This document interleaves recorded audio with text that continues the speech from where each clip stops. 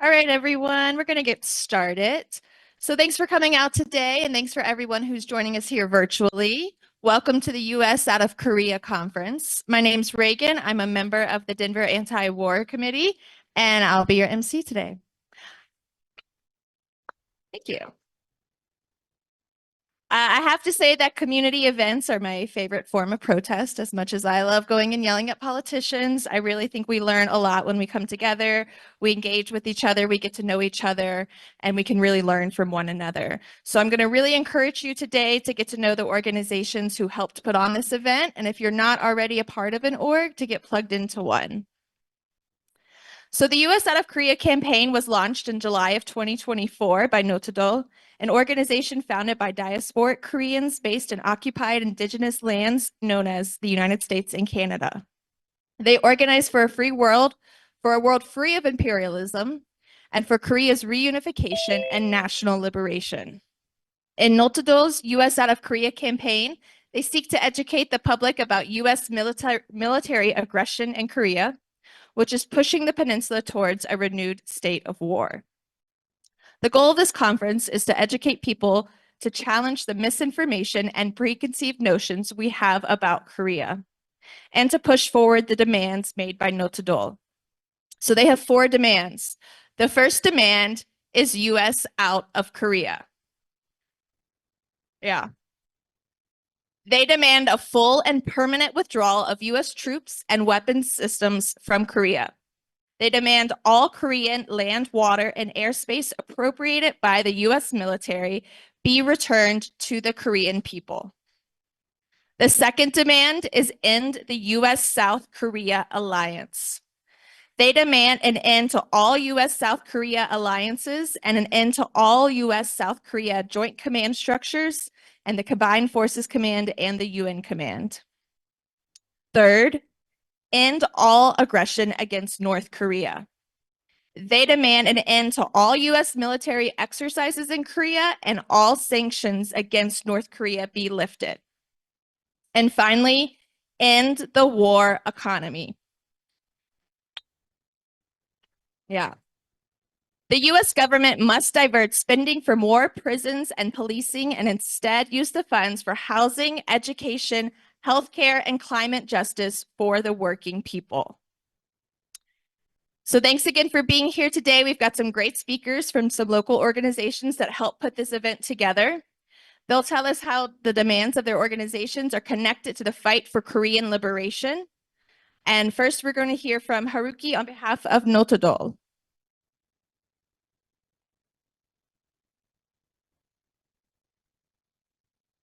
Thank you, Reagan. Hi, everybody. Good afternoon. How are you all doing today? Thank you so much for coming. I'm Haruki. I'm new to Colorado. I live in the Springs. I moved here last year, and I currently teach at UCCS. So I'm totally new. I love Colorado. I grew up among mountains. So just a few words about Naruto. Thank you so much for introducing the organization. I don't know if anything else is there to add, but we started in 1999. And I've been a member since 2014, more or less a decade. And I was telling Jesse while we were driving up this morning, but like, after you've been in the movement for a while, you begin to become a little bit more of a senior members, younger generations coming in, and you have to do a little mentorship. So I'm at that stage of like, how do I use my own experience to train younger folks, other people, and provide mentorship? And it feels weird because I already have like people who I look up to in the organization and larger movement, and I feel still like a baby, but it's such an honor to be involved in this kind of work together in the community. And so thank you for introducing the Naruto and connecting the demand. So I have nothing else to add specifically about this segment, but just wanted to thank you, and I'm excited for today.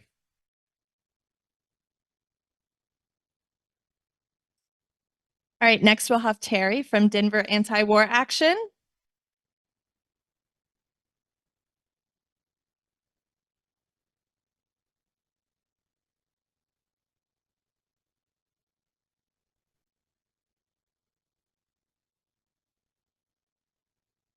Hi, everyone. Good afternoon. My name is Terry. I'm with Denver Anti-War Action, and we fully endorse this campaign as an anti-war action group. We do not support war in any capacity. One of the main things that we understand is how much war economy is tied into this, and it seems like it's one of the main goals, and we are completely against that. We are for the unification of land and the people in the peninsula of Korea. So I just wanted to thank you all for being here. And if you're interested in joining the anti-war campaign, feel free to talk to any of us. We're going to be sitting right over there.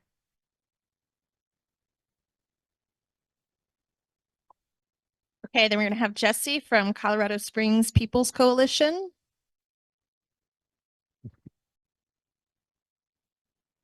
Hello, everyone. My name is Jesse, and I'm with the Colorado Springs People's Coalition, who have come up here to support this cause. Back in the Springs, we fight for community control of the police. Right now, we're working with the family of a man, Anthony Padilla, who was shot and killed in his own apartment complex by a racist vigilante neighbor, and then ultimately killed by the negligence of the sheriffs who responded. We're fighting to get the vigilante and those sheriffs charged. And in the meantime, the district attorney, Michael Allen, is fighting to bury the whole case. So, yeah, shame. We came up here today because we see a parallel in our fight for community control here in Colorado and Notador's demands for self-determination for the Korean people. We see a familiar struggle where the many people are trying to gain control over their own affairs from a US state that is in turn trying to suppress that democratic control. We see a similar struggle in Palestine, where the US is conspiring with Israel to turn a people with a land into a land without a people. The US state says they're only trying to protect democracy as they send their troops and bombs and police gangs. But they showed us what their priorities really were all the way back on the dawn of Korean liberation in 1945, when they swept in and replaced the people's new democratic government with a fascist state under Sigmund Reed. They show us today what their priorities really are, when there is always money for bombs and police, but never for healthcare, education, or homes. So that's why we're here to stand with Notador and many other orgs in Denver to call for an end to this war economy. Thank you. Okay, we'll have Abram with the Chicano Liberation Coalition. Or we can skip to Paul with Denver Aurora Community Action Committee.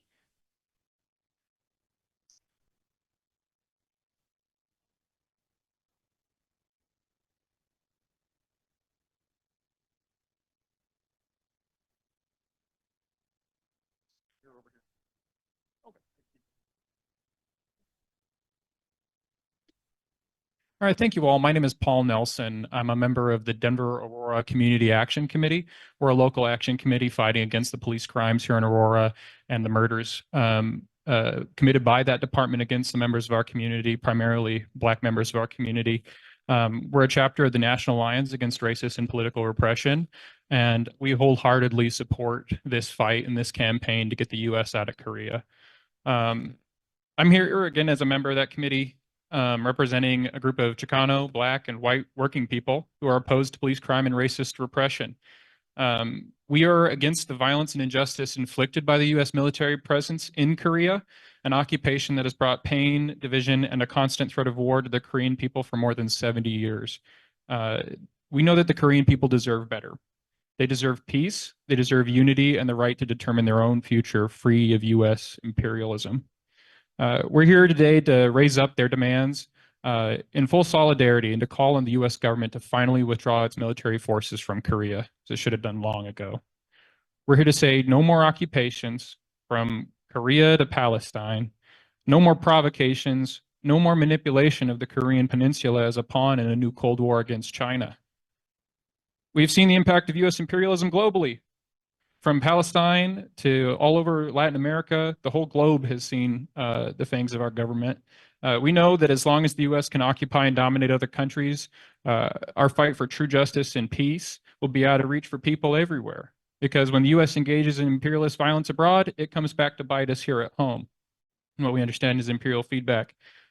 Today, we have a chance to strike a blow against that system. It's going to take more than one. But today is one more chance to say, as we take from the Colombian revolutionaries, we say otro golpe. Today is another chance to do that, to strike a blow against U.S. imperialism, to speak of freedom, you know. And if the masses of people can pick up a concept like this and join in full solidarity with the people of Notador and more broadly opposing U.S. occupation, we can make that a reality. This is a major step towards that end. And in DACAC, we say, U.S. out of Korea. Say it with me. U.S. out of Korea. One more time. U.S. out of Korea. One more time. U.S. out of Korea. Let's make it a reality. Thank you all.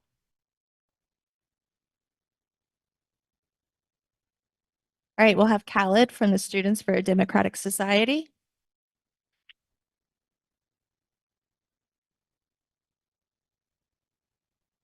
Hello, everyone. My name is Khaled. I'm from the Denver chapter of Students for a Democratic Society.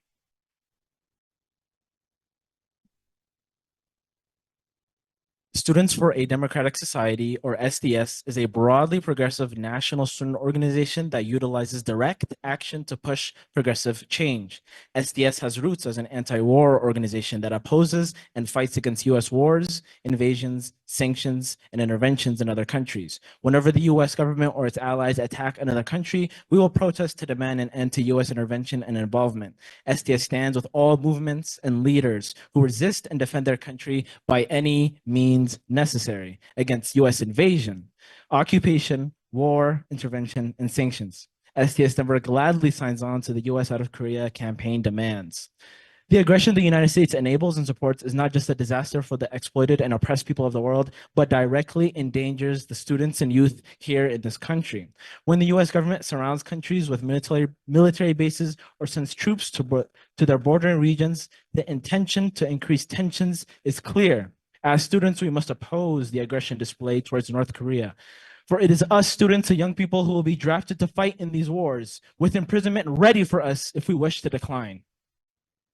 The students in this country give up so much to go to school. It is a shame our government continues to spend so much on war. I go to a campus week after week where students are juggling work and full-time school. We have to go thousands and tens of thousands of dollars into debt to escape the horrors of being low income in this country. Meanwhile, we have war profiteers like Lockheed Martin on our campus recruiting students. Meanwhile, our representatives spend trillions of dollars on the military. Students must fight to end the war economy.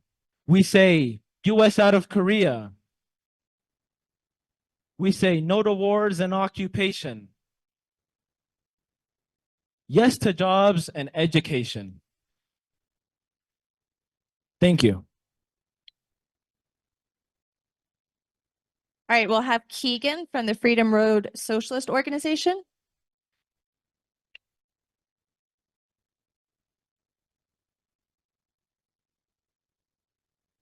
Hello, everyone. My name is Keegan. I'm a member of the Freedom Road Socialist Organization. I'm also a proud rank and file Teamster.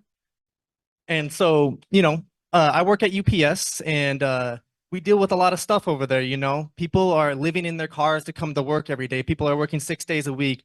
A lot of people are living paycheck to paycheck. So we, as working class people, have to ask ourselves a question: who are our friends and who are our enemies, right? And there's never been such a clear case, when we send all these resources and money to Korea, meanwhile we're over here dealing with the horrendous working conditions. It paints a clear picture for us. And so when we talk about what we want to support and who are our friends, our bosses, on the other hand, are making more and more money every single day. The wealth cap keeps growing every single day. And so we're not stupid. We know that it doesn't benefit workers. We know that it doesn't benefit the working class. So we at Freedom Road Socialist Organization, a working class organization, absolutely supports the demand U.S. out of Korea, right? Because we've done the math. We know who our friends and who our enemies are. And so this is a great event to be at, a great demand to fight for. Let's keep fighting for what's righteous, what's just, and let's keep fighting for what benefits the entirety of the masses of people. Thank you.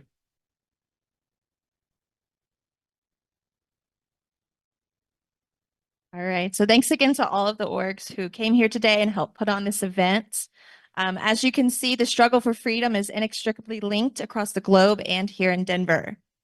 So now we're going to watch a short video from the US Out of Korea campaign launch in New York. And I encourage everyone to take time to watch the full video on their own. It's really insightful and inspiring.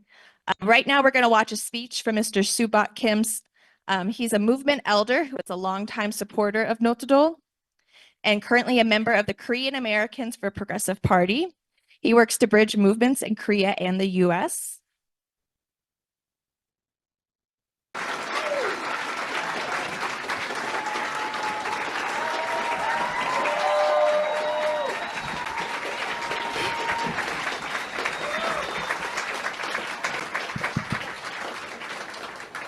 노도돌 초대해 주셔서 감사합니다. 저의 영광입니다. 오늘 말하게 되어서. 그리고 이렇게 토요일에 나와주신 여러분들 대단히 감사합니다. 저는 6.15 공동선언 실천 미국위원회와 일을 했고 현재는 진보당 연대 재미위원회 회원이고 김수복입니다.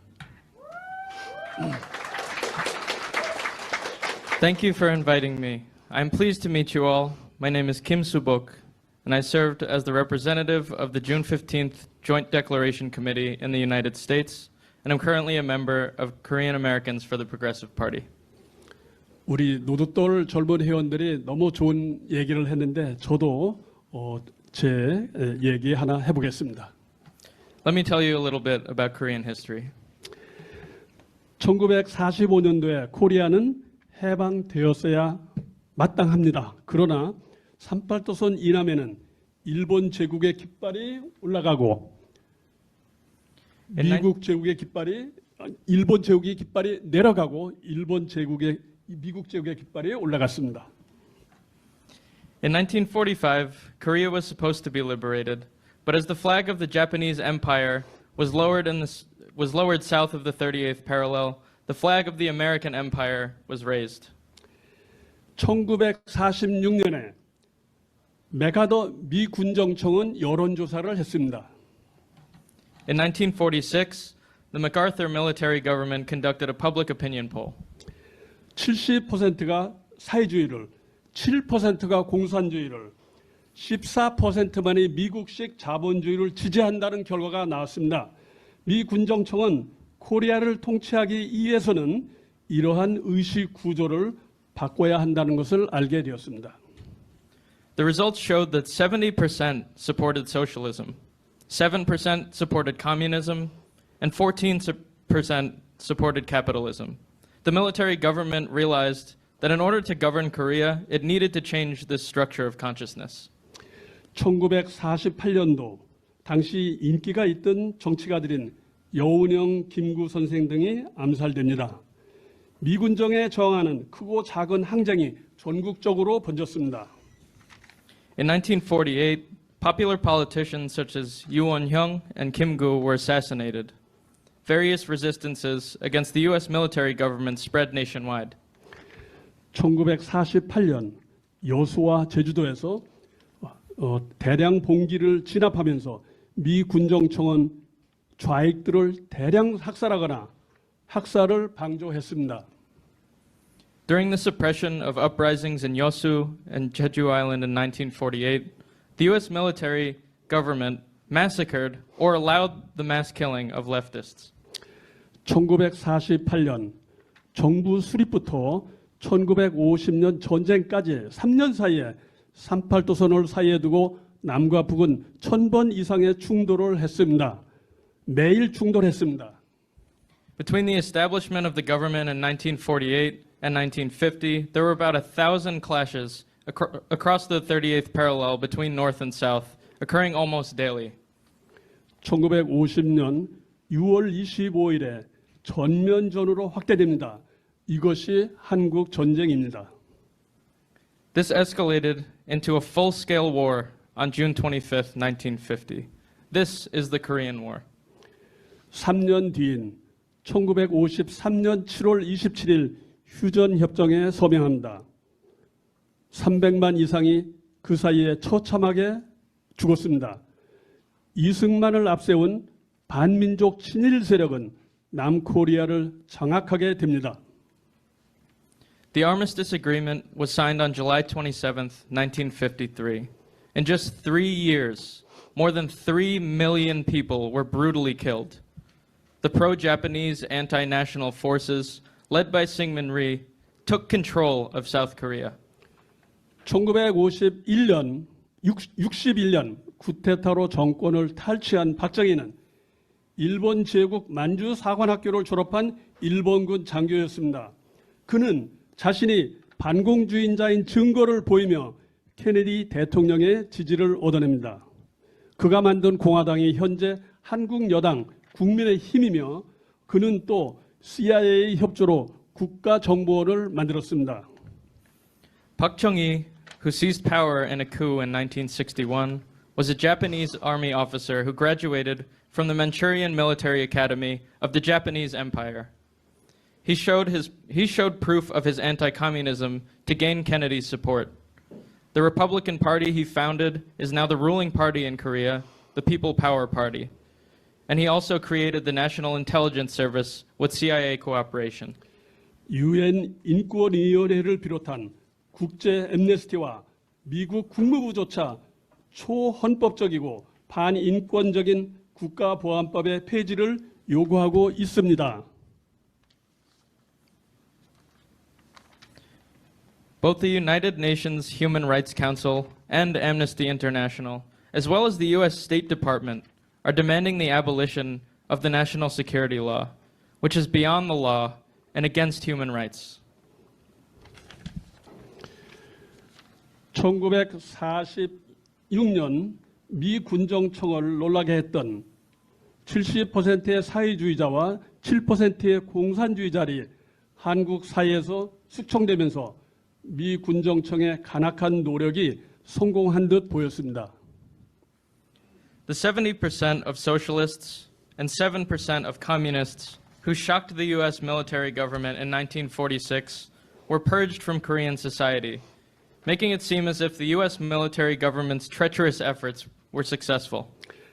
2019년 문재인 대통령과 김정은 원수가 남북 관계에 훈풍을 불어넣었습니다. 문재인 정권의 지지율이 86%로 뛰었습니다. 1946년의 여론조사 결과는 아직도 유효합니다. 코리안들은 외세의 간섭을 배제하고 우리들끼리 살기를 원합니다. In 2019, President Moon Jae-in and Chairman Kim Jong-un brought a warm breeze to inter-Korean relations. 제 가족 얘기 하나 하겠습니다. 6월 한국전쟁이 터지고 한 달 뒤에 미 공군기들이 제가 살던 작은 농촌 마을을 폭격하기 시작했습니다. The Moon Jae-in regime's approval rating soared to 86%. The results of the 1946 poll are still valid, and Koreans want to live together without foreign interference.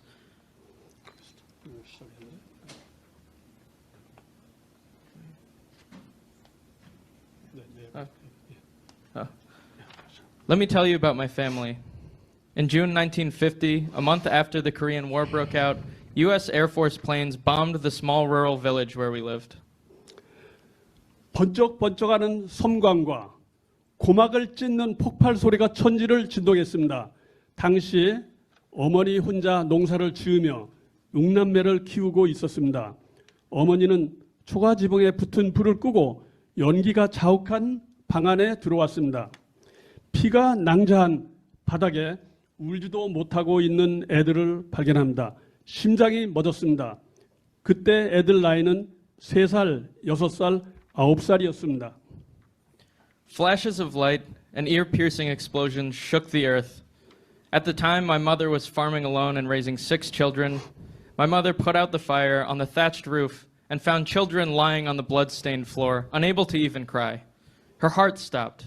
They were 3, 6, and 9 years old at the time. 마당에 자라는 애동 호박을 짓이겨서 총상 부위에 얹어놓고 헝겊으로 동여 매주는 것이 전부였습니다. The only thing she could do was crush pumpkin leaves growing in the yard, put them in the gunshot wounds, and tie them with cloth. My sister, who could not have the bullet removed from her thigh, later died of cancer suspected to be lead poisoning. I still suffer from occasional cramps in my foot due to a severed tendon from a bullet. Excuse me, I missed a little part, so I repeat in Korean. You did already. Thank you. I'm sorry. 9살 누나는 허벅지에 박힌 총알을 제거하지 못하고 나이가 들어서 납중독으로 의심되는 암으로 세상을 떠났습니다. 당시 6살이던 저는 총알이 왼쪽 발바닥에 심줄을 끊었습니다. 그래서 지금도 때때로 쥐가 나서 고통을 받고 있습니다. 그 다음에 여기 시작할게요. 시간이 약이라고 합니다. 1976년 저는 야구 장갑을 제조하는 피혁회사에 근무했습니다. 미국 시장의 매출을 늘리기 위해서 뉴욕 지점 발령을 받았고 뉴욕에 살게 되었습니다. 전쟁은 저희 머리에서 멀리 사라졌습니다. Time is medicine. In 1976, while working for a leather company that manufactured baseball gloves, I was assigned to the New York office to increase sales in the US, and the war faded from my mind. 이제 저는 은퇴했습니다. 수구 초심이라고 합니다. 다시 코리아에 관심이 가고 있습니다. Now I am retired, and I have a growing interest in Korea again. 미국의 핵잠수함이 부산항에 들락거리고 미군 폭격기가 군산 직도 사격장에서 모의 핵폭탄을 투하했습니다. 당연히 휴전협정 위반입니다. 금년 8월에는 강원도 필승 사격장에서 또 핵폭탄 발사 시험을 한다고 합니다. 몇 분이면은 조선의 수도 평양을 타격할 수 있는 아주 가까운 거리입니다. U.S. nuclear submarines come and go from Busan port. U.S. nuclear bombers dropped mock nuclear bombs at the Jikdo shooting range in Gunsan. In August this year, they plan to conduct another nuclear bomb launch at Pilsung shooting range in Gangwon province. It is a very short distance that can strike Pyongyang in minutes. 이렇게 강화되는 한미일 합동 군사훈련은 8천만 민족의 생존을 위협합니다. 또 다른 100년의 분단을 강요합니다. 우리 운명을 우리가 결정하는 민족적 존엄이 살아있는 삶을 살기 위해서는 당사자인 우리가 나서야 하겠습니다. 다른 사람들이 해주지 않습니다. These intensified joint military exercises between the US, South Korea, and Japan threaten the survival of 80 million Koreans and force another 100 years of division. To live a life with national dignity where we decide our own fate, we, the concerned parties, must take action. Others will not do this for us. 요즘 자주 팔레스타인 연대 시위에 나갑니다. To exist is to resist 라고 외칩니다.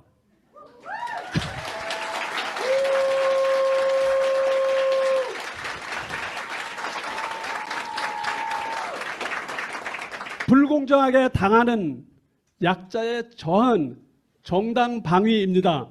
저항은 인권입니다. 저항은 생존권입니다. These days, I often join solidarity protests for Palestine. We shout, to exist is to resist. The resistance of the weak who suffer unfairly is legitimate self-defense. Resistance is a human right. It is the right to survive.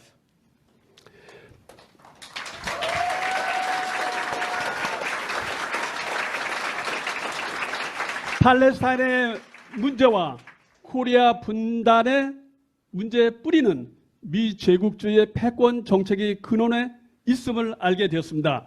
미국은 모든 전쟁을 끝내야 합니다. 정상 국가가 되어야 합니다.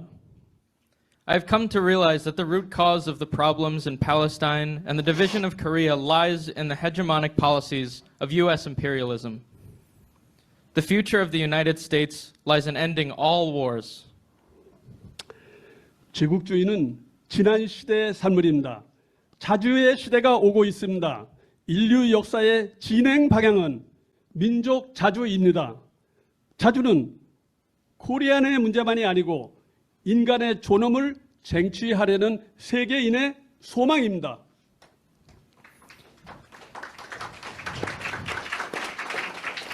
Imperialism is a relic of the past.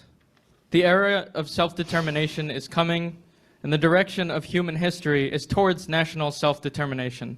Self-determination is not just a Korean issue, but a desire of all people around the world who strive for human dignity.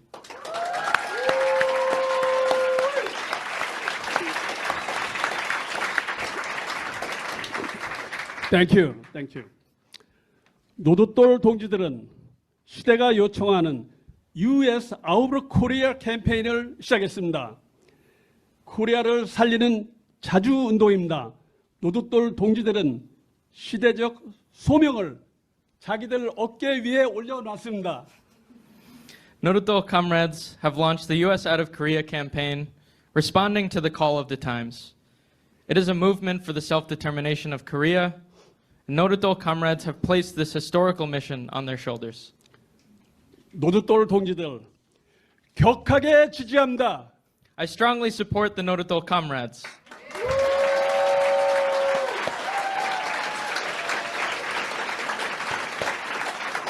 US out of Korea!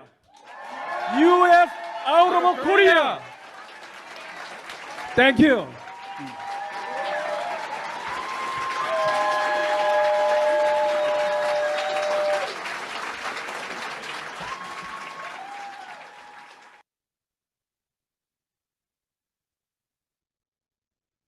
Back on. There we go. All right, so now we're going to welcome back up Haruki to come teach us about Korean history, starting from 1945. So Haruki has been a member of Notodol for Korean Community Development since 2014. He grew up in Japan as a part of an ethnic Korean community in Japan called Zainichi Koreans. And he moved to US in 2006 to get involved in queer organizing and found a group of Zainichi Korean organizers in the San Francisco Bay Area. He then got connected to the leftist Korean network, including Notodol. He moved to Colorado last year from New Jersey and is now a professor of sociology at the University of Colorado and Colorado Springs. So please welcome back up Haruki. Thank you.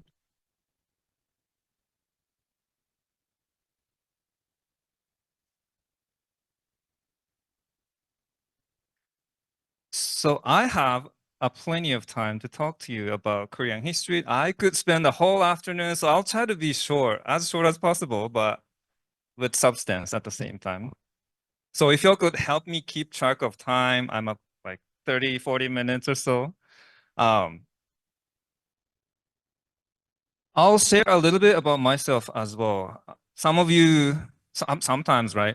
Why is this Japanese named guy speaking about Korea? So I am Japanese. My mom's side is Japanese, but my dad's side is actually Korean. So I'm mixed race in the Japanese context, right? Koreans are like people of color, post-colonial subjects. We're stateless, exiles. So we're like people of color in the Japanese racial context. So I'm kind of like mixed race family background. I'm the third generation since my ancestors came to Japan during the colonial time, and there's a lot of assimilation happening, mostly because Koreans and Japanese, we look pretty much alike. So it's easy to assimilate and act as if we're Japanese and avoid discrimination on a daily basis.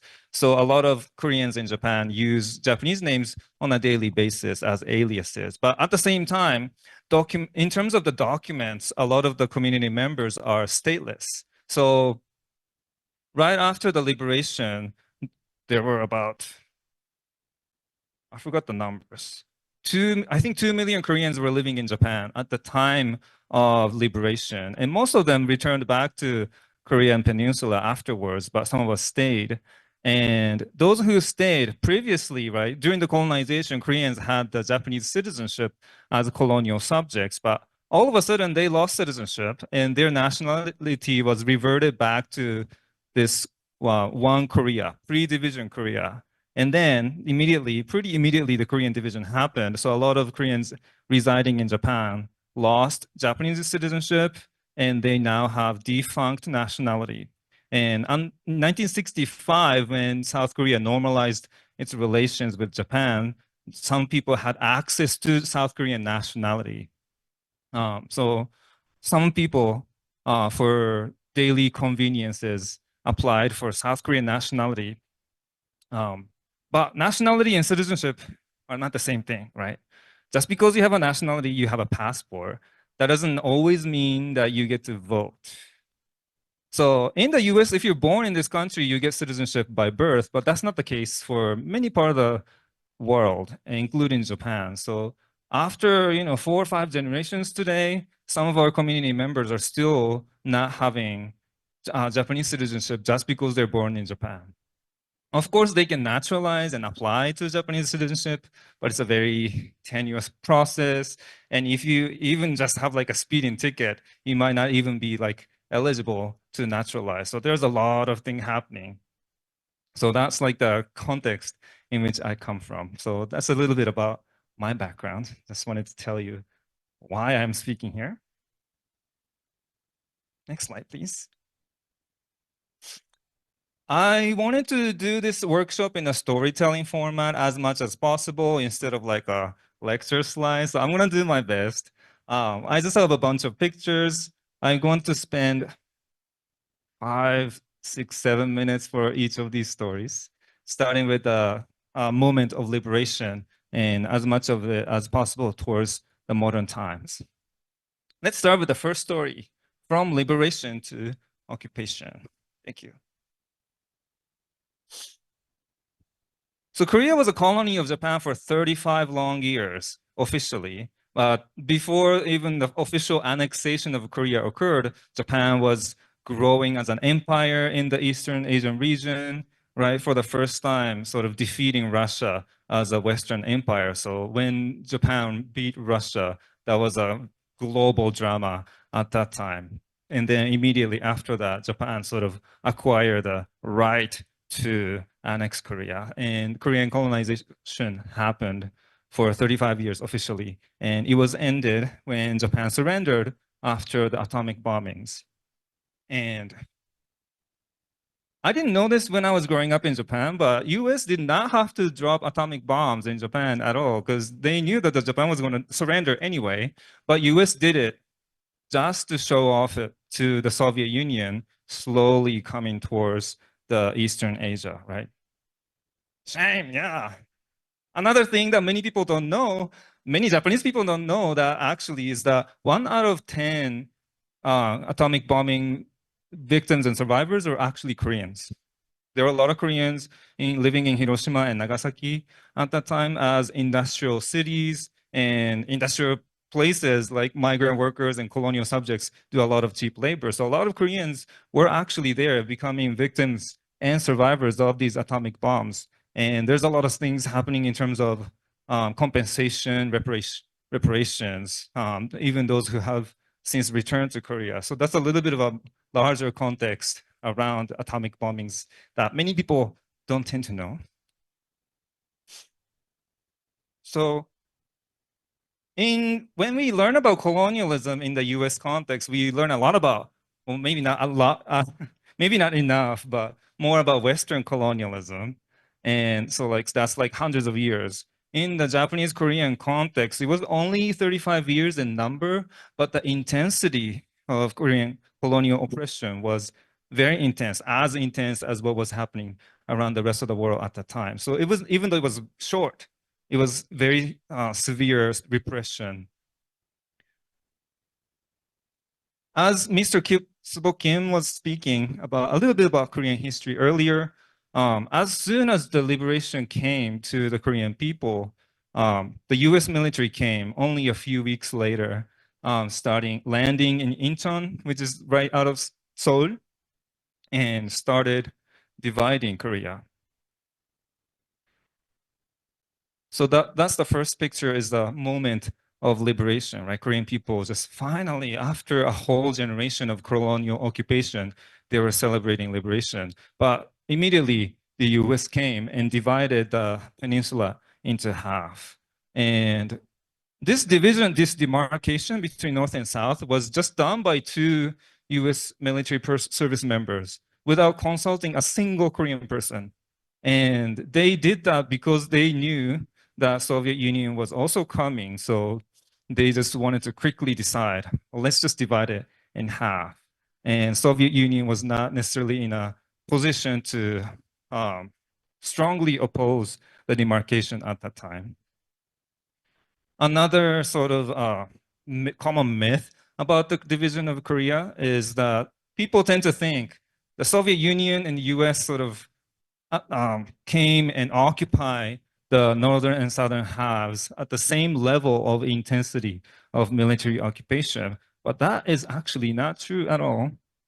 While the US provided a lot of like oppressive, controlling mechanisms to establish the South as the puppet government of the US, the Soviet Union wanted Korean people to have self-governance, and they didn't tell, Soviet Union did not tell Koreans what to do. US did. And that's how the South Korean government started, as a puppet government. But at that time, right after, immediately after the liberation, people were very much ready to govern themselves. And all over the peninsula, people were starting up these mechanisms and organizations called people's committees. And I have a statistic. Throughout the peninsula, there were more than 2,500 of these people's committees, like local government systems that would all the way kind of live in a pyramid structure, starting from the very grassroots, like village level meetings and talking about how to govern ourselves and coordinate ourselves. And also there was a legitimate government, self-governing body that was emerging before the US came. And it was called the Committee for the Preparation of Korean Independence. So right before the US military came, Korea was actually trying to establish sovereignty. And the US military completely ignored what Koreans were trying to do to recover from the decades of colonization and towards having a full national liberation and independence. So all over the peninsula, people were trying to have general elections, to have a whole new society, a whole new country, that they have full control of themselves. And in opposition to what people were trying to do, the United States actually started to do a election process only in the southern half, where they had controlling power. And of course, Koreans were really rebellious people. We were rebelling and uprising all over the country. But those uprisings were met by strong suppression by both US military directly, as well as the newly established South Korean police forces. And there were a lot of massacres happening all around the country at that time. So that's one of the pictures on the screen. People mourning the death of their loved ones because of these political massacres. So the emergence of South Korea, today, we hear a lot more about Korean K-pop and K-drama, but the history of this whole South Korean country is emergent. It's rooted in this tragic history of uprisings as well as massacres. And I just wanted to highlight that quickly. So when it was only 3 years after liberation that the puppet government in the South was established, and South Korea was established first, and then people in the North were like, well, let me try not to curse. Also, we need to establish our own country too. So just a few weeks after South Korea, the Republic of Korea, ROK, was established in the North, Democratic People's Republic of Korea was established also. And at that time, of course, each of these divided states recognized the other half of the peninsula as their own territory, illegitimately controlled by the foreign entity. So right before Korean War started, in the north, right, we finally have a socialist country, independent. Even though the southern half is occupied, we now have a full country to govern ourselves and make progress on our socialist revolution. And the North Korean people waged a lot of different campaigns to organize mass work and build up people's capacity, including a whole literacy campaign, right? During the colonization time, not everybody had access to language, especially to ancestral language. Koreans were taught Japanese during the colonial time, but not necessarily our own language and culture and history. So there was a huge campaign to increase the literacy rates for everybody in the North. Another revolution that was happening was land reform, right? Peasants were very poor and starvation was so common.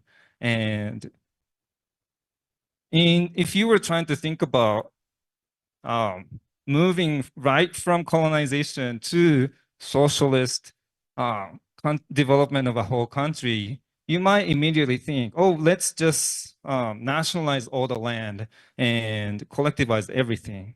But North Korea, the officials and leaders knew that that would not be the wisest decision. Because peasants and farmers were so hungry for their right to land, to own land, instead of immediately nationalizing and collectivizing all the land, they actually gave out some plots of land to the farmers to allow some level of ownership. And that was a very smart decision because the production level went, I don't have the statistics, but the level of production went up, skyrocketed, because finally people had their own land to till and to develop this emotional, spiritual connection to the land that they cultivate and benefit from. So the level of production went up because of this amazing land reform, right, during the early stage of the Korean Socialist Revolution. Another thing that they worked on is having a election system. You don't always hear about elections and democracy in North Korea because US media defines democracy completely differently, right? But how do you teach a whole society who had been colonized for more than 3-4 decades how to do elections? They actually sort of run these campaigns of like community gatherings where they invented games to vote, like practice voting and practice discussing the candidates in advance instead of just in this country, you just think about the popularity of the candidates and not necessarily about their policy.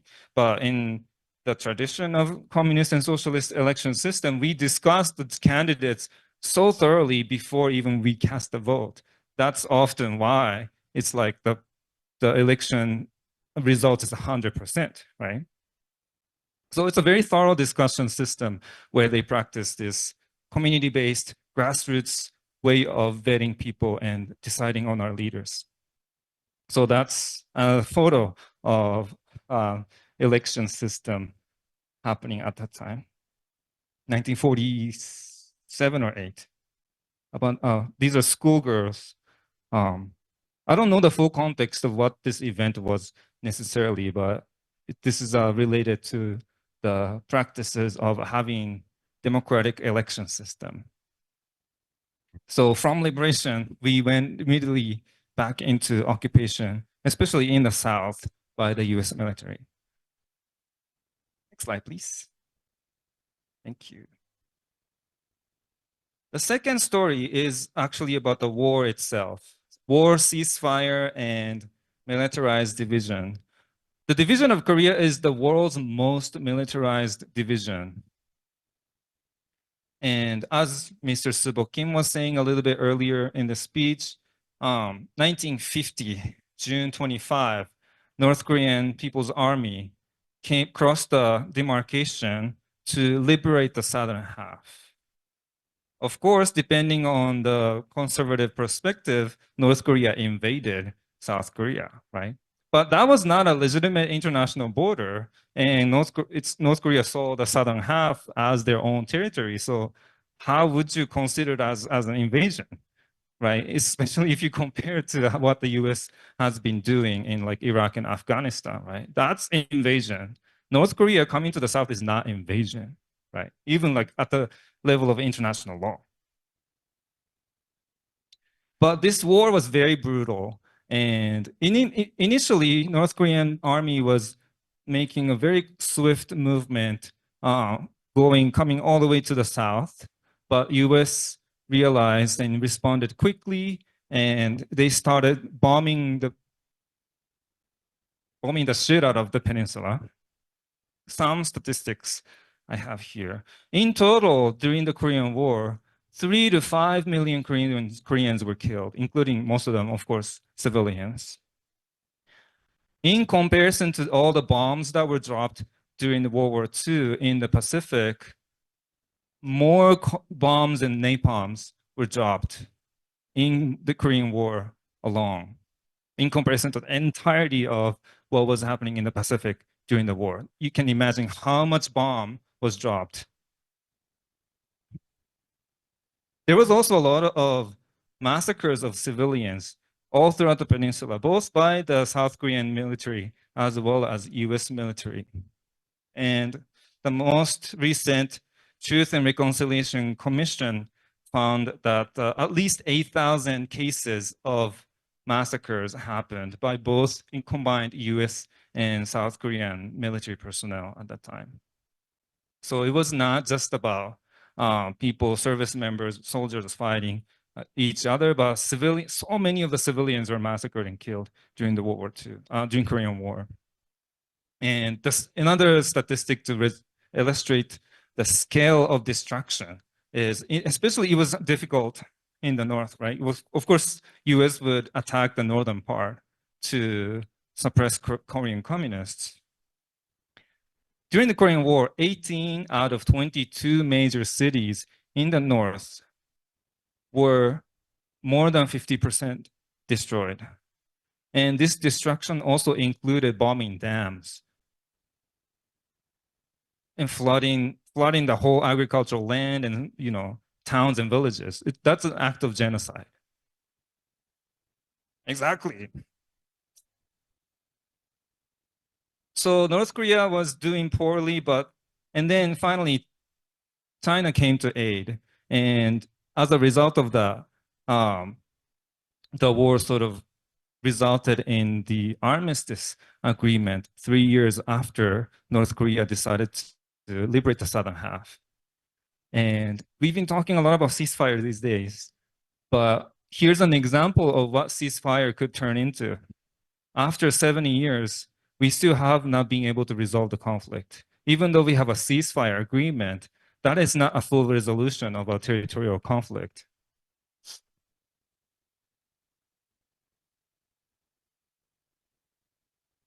And one thing that people don't always know about this armistice agreement, it was not signed between North and South Korea. It was actually signed by North Korea and China and United States on behalf of the United Nations, in quotation mark. South Korea refused to attend this agreement meeting. So because the signatories of the ceasefire were these three parties, in order to formally end and sign the peace treaty, these three countries, at least between North Korea and the United States, have to be there. That means that North and South Koreas cannot determine when to end the war by themselves. The US has to be there, at least according to the international law. So that resulted in this very tumultuous 7 decades of sometimes escalating tensions, other times rarely, but easing tensions. And since the ceasefire 1953 until today, there's only been 3 moments of inter-Korean summits where North and South Korean leaders were able to meet each other in person, right? Shaking hands and hugging each other, to make sure that we're on the same page about wanting to end the war and wanting eventually to reunify the country. Only 3 times.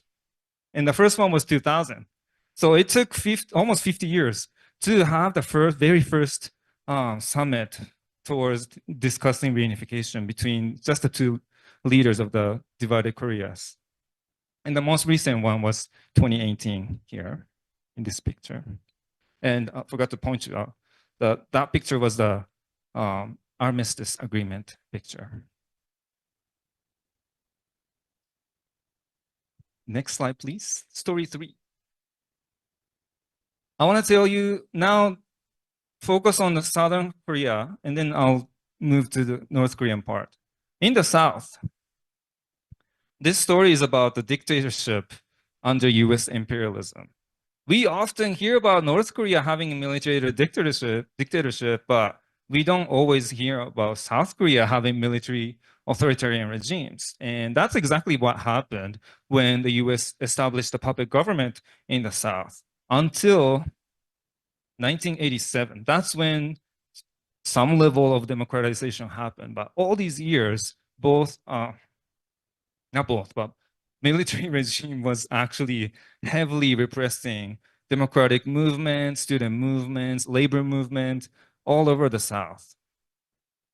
So the United States, when they were trying to establish South Korea, they brought in this Korean American scholar with like Harvard, Princeton degrees, Saman Ri, and brought it into Korea because he was an ultra nationalist, at least. So he had something to, some sort of ideology to unite the Southern half in this nationalist way, but very conservative, serving the interests of the ruling class. And I would love to tell you about this whole history of South Korea, but I'll focus on 3 key moments to sort of analyze and understand South Korean history. The first one is 1965. If you're taking notes, you might want to take notes. 1965. That's when South Korea and Japan normalized its relations.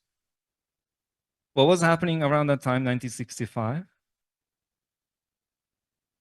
Cold War, soon Vietnam War, right? It was in the US best interest for South Korea and Japan to get along.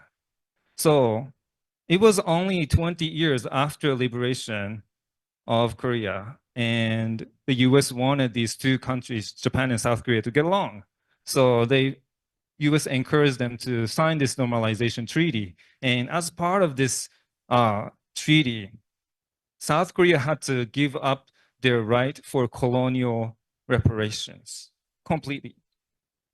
So at the international law level, South Korea has no longer, in a way, right to ask for any post-colonial reparations from the Japanese government. And that's because the US wanted it to happen. And this getting along between Japan and South Korea also involves actually political economic decisions. How many of you drive Hyundai or Korean car? Or how many of you know somebody who drives Kia or Hyundai? Right. Yeah. So these companies were sort of just emerging around that time. And US wanted to sort of, what's a good word? Spike up or vitalize South Korean industry at that time. So United States encouraged Japanese auto industry, especially Mitsubishi, to do this technology transfer to South Korea to establish Hyundai and Kia as a would-be mega industry that would help out the South Korean economy. So that's a little bit of a political economic history of these South Korean auto industry. It was sort of a US decision to make it happen. And to think about, I've always thought it was interesting that many of the Hyundai cars have like Colorado place names in their cars, like Telluride and Palisades. And I don't know that too much details, but I'm like, with this historical context, I'm sure there's more to investigate, right? So that's first thing, normalization. That's why the car picture here, 1965. The second moment in South Korean history that I think is really important to know about is 1980. during the 1980s, also the first picture is the second dictator. After Sun Rhee, the second dictator, Mr. Subo Kim also mentioned, Park Chung-hee was a colonial collaborator during the colonial time, and he became the second dictator of South Korea. And he was very good at developing South Korean economy by focusing on heavy and chemical industry, the basic industry that would allow other kinds of industry to develop their own machines and buildings. But it was a very conservative and repressive government, and people, students, workers were resisting all the time. And in the 1980s, this southern city called Gwangju became a center of mass demonstration. As you can see in the third photo here, these are just citizens gathering up in the city of Gwangju to protest the government and demand democracy. There were an estimated amount of 200,000 demonstrators participating in this mass uprising in 1980 in the city of Gwangju. And the South Korean government responded by bringing in the police and military and started killing these protesters. Exactly, shame.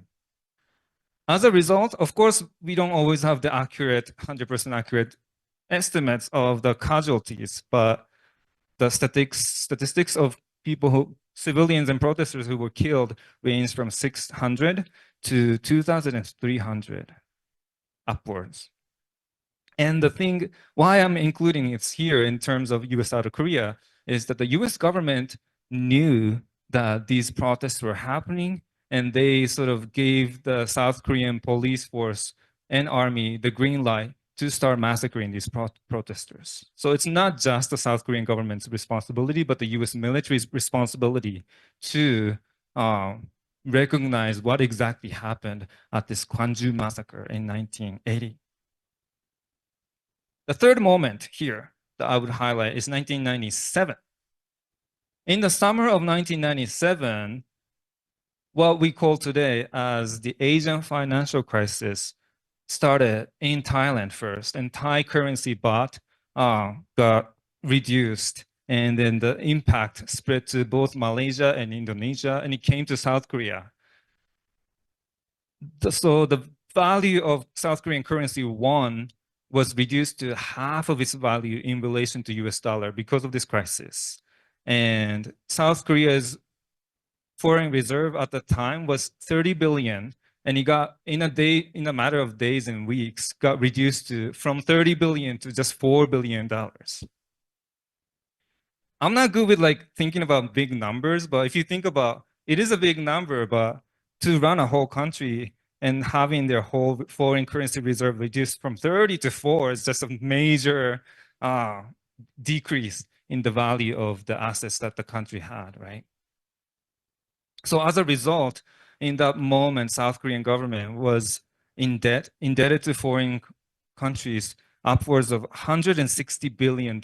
And a lot of it was the payment date was approaching soon. So it was a major crisis. And from the US perspective, this whole thing is called Asian financial crisis, which is, a little bit of a racialized term. It sounds like Asians did something wrong with their money.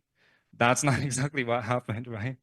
As I think many of you know here, it was these US hegemony in terms of the controlling of the entire world's political economy that impacted this crisis. So in South Korea, this financial crisis is called IMF crisis, International Monetary Fund, IMF crisis. It's not just Asian financial crisis. And because the reason why is that IMF decided to provide this $55 billion bailout package to the South Korean government. And South Korean government had to agree to structural adjustment to downsize the government, slash off so much of the public welfare programs, and liberalize trade. And as a result, so many people lost their jobs. I don't know if I have the statistics on the job loss, but it was enormous. And the joke at the time was IMF stands for I'm fired. So in the current, the common cultural discourse at the time, IMF was known as this entity that caused millions of job losses. And ultimately, right, because of this IMF intervention, South Korean economy became more dependent on foreign capital and more dependent on other countries doing business in South Korea and exploiting labor from South Korea and enriching Japan and the United States and Western European countries. And on a side note, as a result of this major financial crisis, South Korean government decided to pass this law to subsidize and strengthen the cultural industry. And that's actually the root of K-pop and K-drama. To recover from this financial crisis, South Korean government decided as a governmental policy to create this industry of K-pop. And now it's taken off. And by 2019, the K-pop industry is like $5 billion worth. So it was initially government-led, and much of it is, of course, now private capital, but it's a little bit of a historical context, once again, to understand, contextualize what we often hear in the mainstream media back to the impact of US hegemony in the Pacific. So those are the 3 key moments I wanted to highlight here. Quick question, yeah?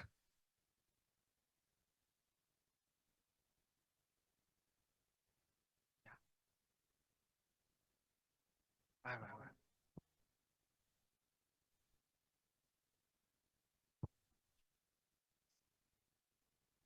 Yes.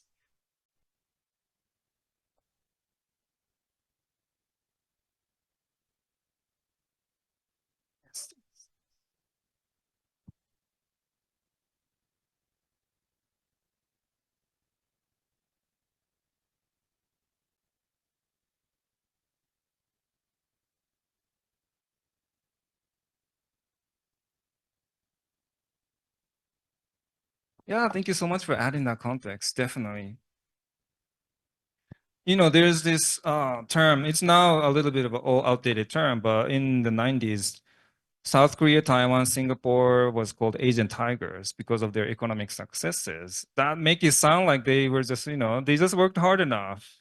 That's not how economic development happens, right? So once again, thank you. South Korean economic development was pretty much designed and executed by the US interests to further embed South Korean economy and territory under US hegemony. Let's move to story 4. Now I want to talk about the northern half, about socialist construction of self-reliance. So after the devastation of war, right, dams, entire cities being completely bombed out all over North Korea, people, workers, students, working intellectual farmers started rebuilding their country very much from scratch. There's photos of like students bringing bricks and carrying this around to actually literally reconstruct the entire country. And by this time, right, because North Korea started out as a socialist country, they were embedded fully in this theory of Marxist science to develop this entire nation. And their political system is rooted in what you may know today as democratic centralism, right? The balance between strong leaders, centralization of authority, but also you can't just have centralized government to run a country successfully. So people are really participating, right? Rooted in the tradition of people's committees, very grassroots rooted, very community oriented way of learning, sort of assessing what is happening locally, figuring out what the problems are, and developing solutions, and the central authority being very knowledgeable and observant about what is happening locally and sort of summing up all the lessons that were emerging from the local struggles all the way up to the top and developing this ongoing theory of how to build a country and how to run things, both industry-wise, agriculturally, as well as educationally. So that's like the foundation of how North Korea is running their country. And their philosophy, you might heard before, is called 주체 philosophy. 주체 is often translated as self-reliance or self-sufficiency. And this idea comes from the leader Kim Il Sung's, personal experience of being imprisoned by both Japanese in the Japanese prisons as well as the Chinese prisons during the colonial time. So even though North Korea and China are mostly friendly, Kim Il Sung had this sense of like, you can't always trust everybody single-handedly. So ultimately, you are the only ones that you can rely on. Your country is the only ones that you can fully rely on with 100% confidence. And self-sufficiency as in, right, sourcing raw materials from your own territory and using your own labor force to do the industrial production. And this is not just a political economic theory, but it's an ideological philosophy to sort of encourage the people of North Korea to see themselves as a full agent of human transformation and historical progress instead of, right? So some of the other lines of Marxist theory focuses on workers as the most productive force of historical transformation. But in Chute philosophy, it's not only about workers, but it's about everybody, because they needed everybody's participation in rebuilding and advancing the socialist revolution. But that's a little bit of an ideological background that goes under North Korean construction. And part of this idea of self-reliance is also connected to how North Korea has been trying to achieve national reunification. You don't, once again, because North Korea is so demonized, you don't always think about North Korea wanting to reunify their country. And it's often, discussed in terms of like, oh, North Korea wants to take over. But would you rather be taken over by a socialist government or a capitalist government, right? So, especially from the 70s, North Korea started to develop a full, based on Marxist science, how exactly should we advance this policy of reunification? And they developed this 3-point charter, in a way, of reunification that would focus on independence, no interference from any foreign entities. Reunification should be discussed and decided only by North and South Koreans. Number one. Yes, exactly. Number two, reunification must be done in a peaceful way. No military aggression, no armed conflicts. It has to be a diplomatic effort. Number three, it should emphasize the national unity. We are brothers and sisters. We are co-ethnics, fellow countrymen. So these independence, peace, and national unity were the three major values that were driving North Korea's reunification policy until actually this year. I'll tell you a little bit more. And at the same time, more recently, right, North Korea being this, because the entire history of the country is rooted in armed struggles, of course they are a militarized country, and objectively thinking about the global political power dynamics, they decided that it's a good idea to develop nuclear capabilities. And the nuclear threat of North Korea is so emphasized by US media, but how many, nuclear warheads does this country have? As opposed to how many does North Korea have, right? US has thousands, as opposed to North Korea having, I don't know the most recent statistics, but it's actually more countable than what the US has, right? It's not even comparable. So if you have more questions, I'm happy to engage in discussions about nuclear capabilities, but right, if you think about other countries, anti-imperialist countries that have since been bombed and threatened and destroyed by the US, it kind of makes sense that without this nuclear capabilities, North Korea would not exist today, right? Think about how Libya was forced to give up nuclear capabilities, and now it's in a completely different state. This picture is from 1994, when North Korea was just about starting to develop its nuclear capabilities and use that as a negotiation card. And the United States actually agreed to sign this agreed framework, 1994, where US would provide aid and provide nuclear reactors for energy production. And in response, in negotiation, North Korea would give up developing nuclear capabilities for the military purpose. So there was actually a really good moment between the US and North Korea towards denuclearization and peace. But what actually happened afterwards, that even though the United States signed this agreement, they completely ignored to follow up on it. And nothing actually happened.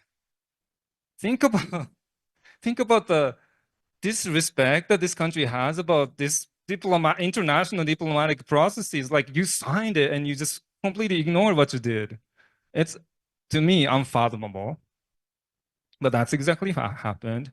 And over time, North Korea became very impatient. It was very patient for a long time, but no matter what North Korea was trying to do, it was unable most of the time to bring the US onto the negotiation table about ending the war, ending sanctions, and achieving peace and reunification. But the US has never been interested in reunification of Korea until it was about, unless it's about the absorption of North Korea as a market, right? Not as humans, but just as a market for raw materials and resources and to sell things. So now today, there's a lot of sanctions against North Korea, both by the United States as well as United Nations Security Council, manipulated by the US. And one statistic we have from 2019, right? A lot of these imperialists talk about sanctions as, oh, it's a very surgical, specific way to target and suffocate the leaders. And it's not going to impact the civilians. Lo and behold, this report came out saying that at least 4,000 children and pregnant women were killed or died because of these sanctions, direct impact of these sanctions, either through lack of funding or delay in delivery of aid. From our perspective, US sanctions are killing our children and women. If that's not genocide, I don't know what is. So that's the story of socialist construction of self-reliance. That's a little bit more of a how North Korea sees its own history and how to sort of make sense of its foreign policy and military policy. Thank you. If I have a little bit more time, one last story, yeah, about most recent time, escalating aggression after Beijing Olympics. And I'm sort of thinking about the Beijing Olympics as a significant moment in the history of Asia and Pacific. The Olympics was 2008, but that's around the time when China replaced Japan to become the number 2 of the world economy. It's precisely, I think, 2010, but Olympics, to host an Olympics is a prestigious thing. So I'm sort of making this cultural connection too, right? In comparison, South Korea already hosted the Olympics game in 1988. So you can sort of kind of, as a proxy measure of these countries' prestige and economic development, South Korea came way quicker than China, PRC. But because China was rising, right, Obama administration run this policy of pivot to Asia, and Obama started focusing a lot more on Asia Pacific in terms of both military development as well as economic containment of China and advancing free trade across the Pacific. So that's like the global context in which we can start to understand the situation in Korea today. I want to tell you a little bit about this Kim Jong-un and Trump. It's a little bit cut off on the screen. But that was also 2018 summit in Hanoi in Vietnam that actually ended up failing, right?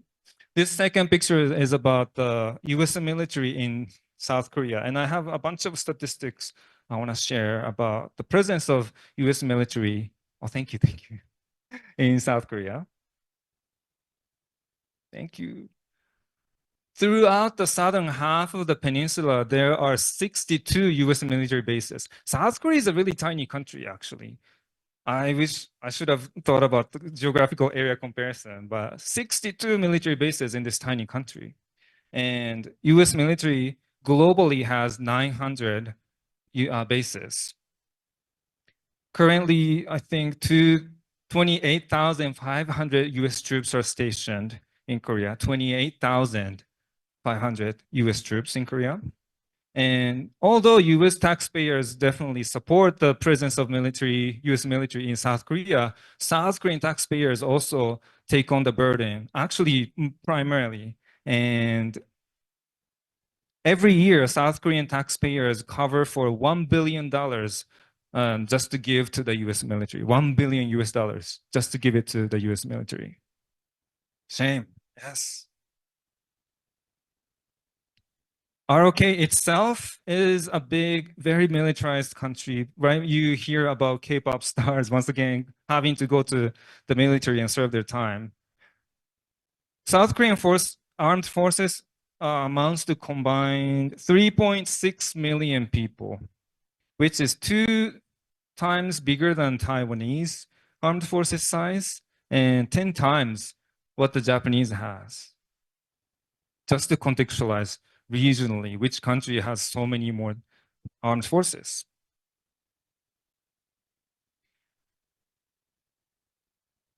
I have a bunch, but maybe not. I don't want to. I'll try not to overwhelm you with all the numbers, but I have a number here. In terms of the nuclear weapons that U.S. has, my statistic is 3,800 nuclear arsenals. Another comparison in terms of war economy is in the US, every year, $1.5 trillion of our taxpayer money goes into these wars. In North Korea, annually, it's $5 billion. So the US is spending 300 times more money than North Korea on all the war-related efforts. 300 times more money than North Korea. You can see, who's actually threatening who. And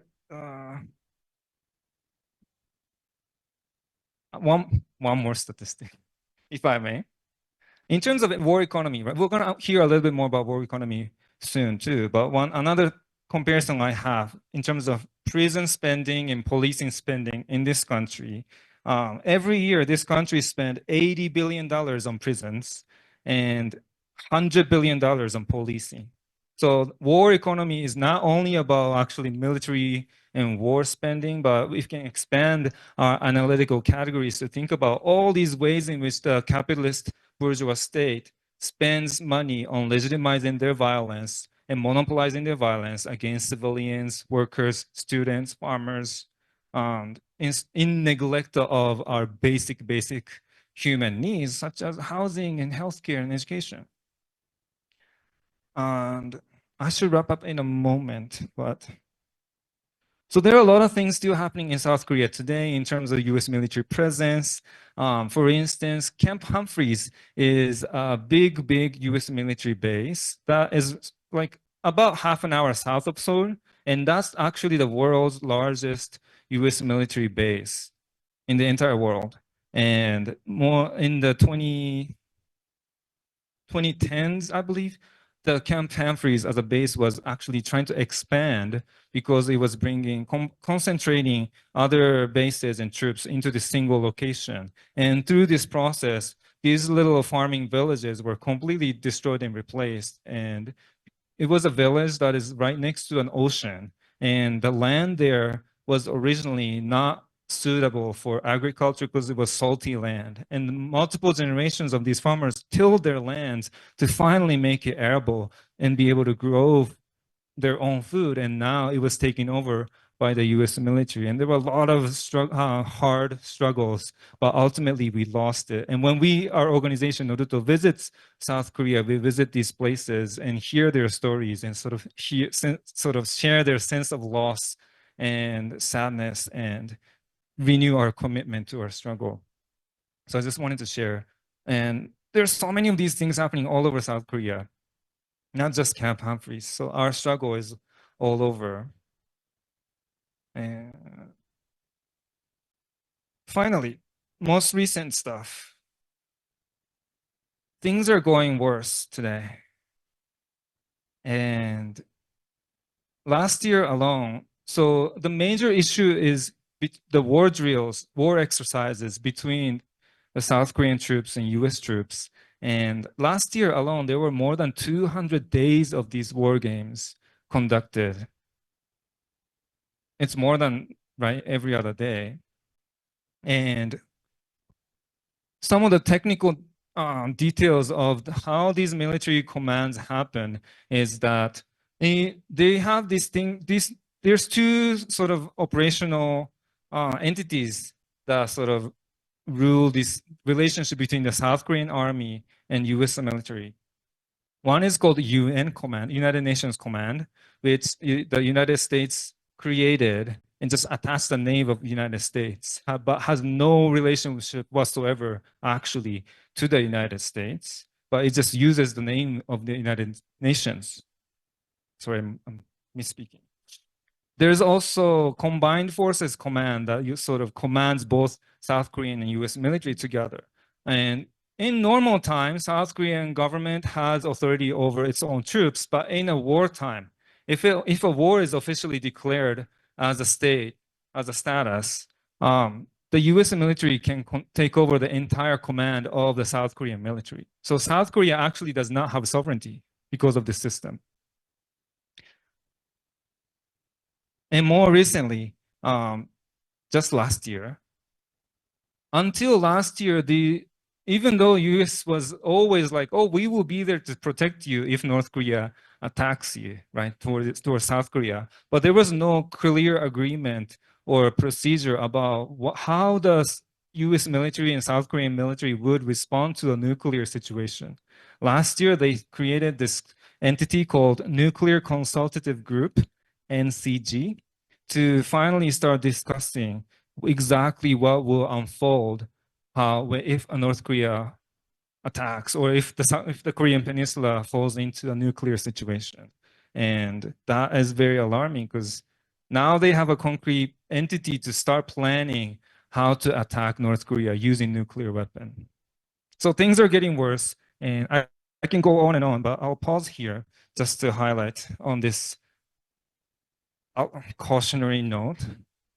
Things are tense, and that's why we started this campaign this summer. And a little bit of a context is that in the Korean peace movement for multiple decades, there were a lot of appealing to US Congress, trying to build solidarity with struggles in South Korea. But ultimately, we realize we cannot just ask for peace. We have to seize the power and win it. And that's what we're trying to do. And so ultimately, one main goal of this campaign is to make Korea issue more broadly on the left. I want all leftists in this country, especially, to know that Korea is a leftist issue because of this context, right? We are now at the stage where Palestine is more fully at the forefront of our analysis and thinking. We want Korean issue to be at the same level of awareness and to highlight that these are all interconnected and our everyday life struggle as, you know, with so much debt, so much struggle in housing and food and just basic sustainability. All of our everyday struggle is very intimately interconnected to the struggles of Korean people. So I just wanted to end with that final connective note here. Thank you so much. Thank you. Thank you. I'll stay over here. Do we want to do a few questions or do we have any questions? Maybe we have about 5-10 minutes if we have any. If, oh, okay. Is that okay, Harold? I think we have time. Hello, I'm Elliot. I'm also new to Colorado. Just moved here a couple months ago. Thank you so much for your talk. Can you give a brief rundown? So I've seen a lot of like American propaganda, about like, oh, here's North Korea, and they put up fake storefronts, and so I already have some context that okay, maybe poverty and starvation could be from the sanctions, but I'd love to hear just a rundown of like what's the propaganda that I might have seen and what should I look up more to gain more, as well as your talk, gain more awareness of what might be actually really going on. Yeah, thank you. What are some common, crazy shit that you hear about North Korea? Like having this fake villages and like, I've been to North Korea actually once in 2011, and Americans really think that they built the whole city just to fake itself, right? That's the level of propaganda we have. What other things sort of come to mind about like demonization of like North Korea? Yeah.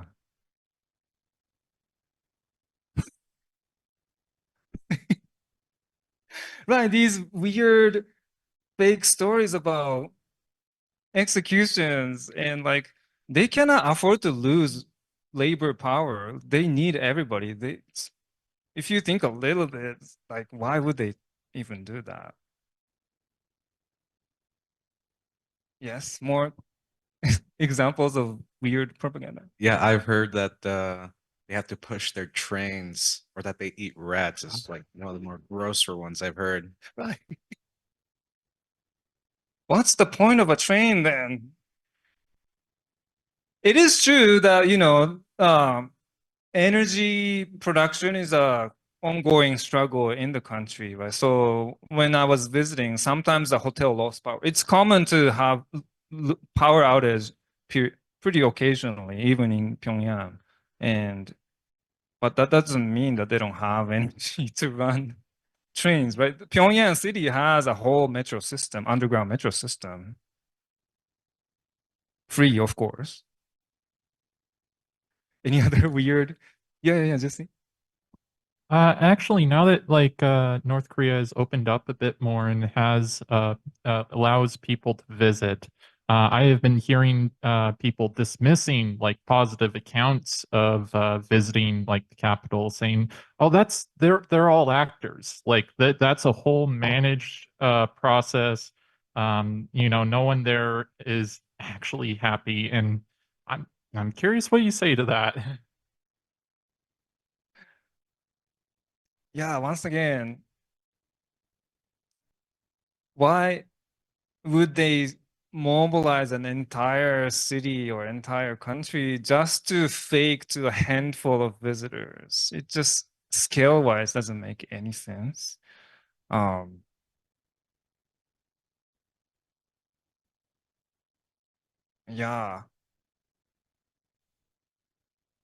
I have more, but yeah, thank you.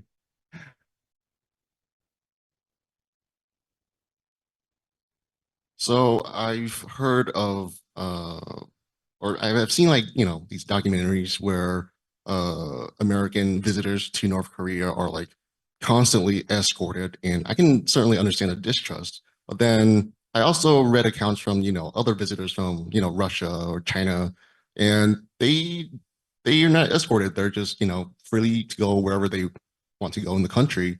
And I was wondering like what your experience, coming from not one of those countries in North Korea, like was there, constantly, were you being escorted just because they knew you weren't exactly, they weren't unsure of, who you are, I guess. Yeah, definitely. We had guides and representatives from these different government offices.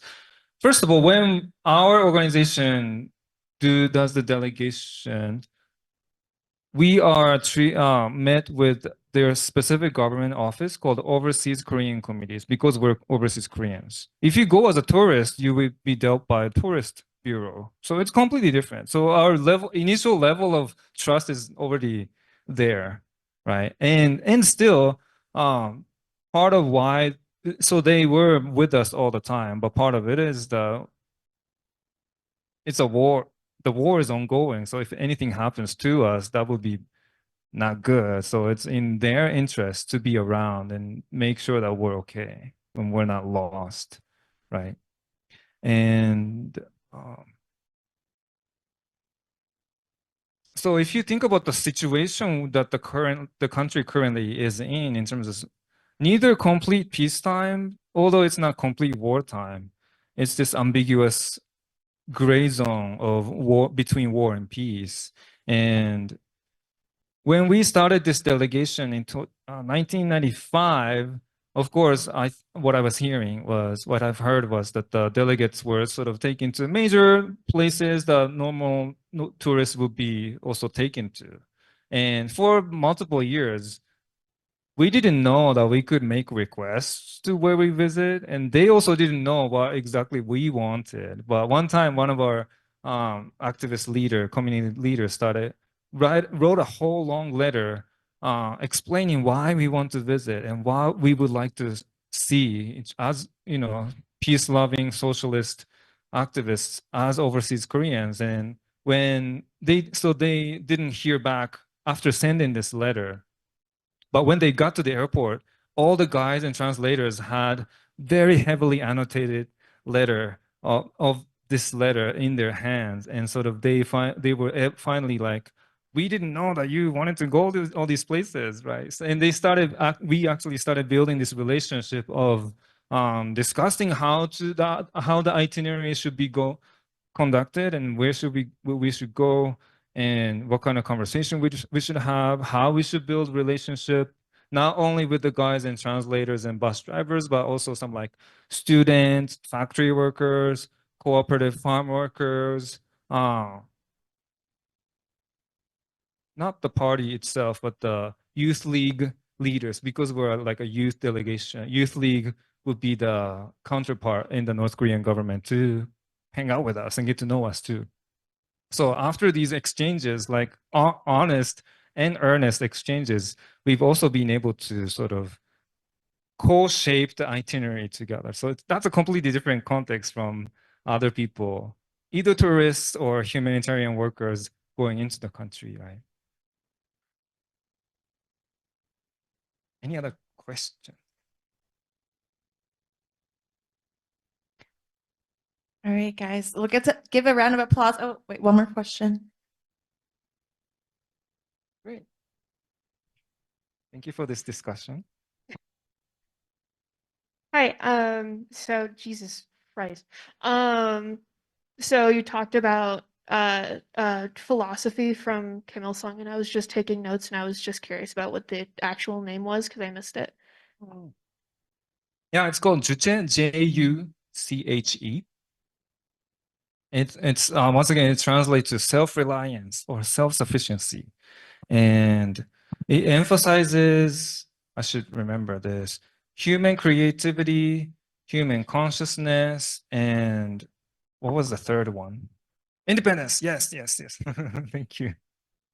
So it's rooted very much in Marxist-Leninist theory, but also expanding at the level of how to define human beings, rather than human beings being biological beings or spiritual beings. Juche philosophy defines humans as fundamentally a social being rooted in the social dynamics. And so it sort of uses this language of man as the master of the world, and sort of in a way overemphasizing human agency, but as a strategy to sort of really encourage the citizens and people to see themselves as a powerful being, right? Especially in the context of coming out of years and years of colonial oppression, it's really important to encourage everybody in the country to see themselves and recognize their own powers in building the country, advancing the revolution forward, and contributing in any way they can, whether growing food, whether building machines, whether driving trucks, right? Whether flying planes or serving in the military or raising children, teaching history and culture and language. Everybody is involved because it's a socialist countries, everybody's involved in the process of revolution. And in order to sort of instill that sense of ownership and self-importance, it's important. That's part of why the language of self-reliance. It's both self-reliance in terms of like individual citizens having a sense of relying on themselves, but also in the landscape of international politics, North Korea not always being able to rely on other allies all the time to have a sense of, as a nation, having a self-reliance. Thank you. Yeah. Thank you. I would also like to point out that I know you touched upon it briefly. The self-reliance aspect, it comes from what was called the Minseongdan incident in the 1930s, mid-1930s, I believe, where Chinese socialists, they had this sort of racist paranoia, thinking that Koreans were collaborators with the Japanese and started persecuting Korean socialist comrades en masse. And Kim Il-sung's actually how he gained credibility as leaders among his Korean comrades was because he held a high up place and a lot of credibility amongst the Chinese, he actually burned a lot of the records and papers to help save his Korean comrades. And that was known as the Minseongdan incident. A lot of people, scholars, think that that is the origin behind why this chuche it is a bit unique amongst other socialist ideologies, this self-reliance aspect. And this is why, I guess this incident was very traumatic for Kim Il-sung, seeing his brothers in arms getting killed by Chinese socialists. So that's where this sort of self-reliance aspect comes from, and how deep down he believed that he couldn't trust other even bigger socialist powers because they were bigger powers. So yeah. Yeah, thank you so much.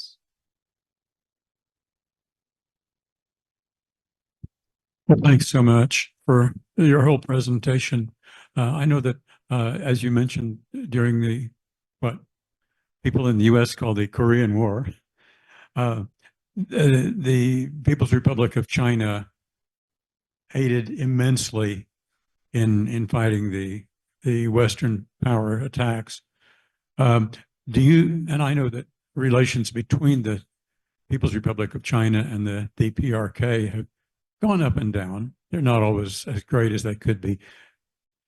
Do you see North Korea's relationship with China improving, or in the next few years, do you think there's an opportunity for more cooperation?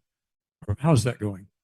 Yeah, thank you. I'm not necessarily a China expert, but based on what I know, the world is shifting. U.S. empire is no longer a unipolar, singular, hegemonic entity anymore, and Americans feel it.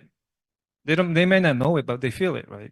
So the world is moving to this multipolar world with Russia and China especially becoming stronger in terms of not only economic power, but also military and culturally influential. And because of the US sanctions against Russia, that actually enabled the Russian economy to sort of interconnect with North Korean economy and the Chinese economy once again.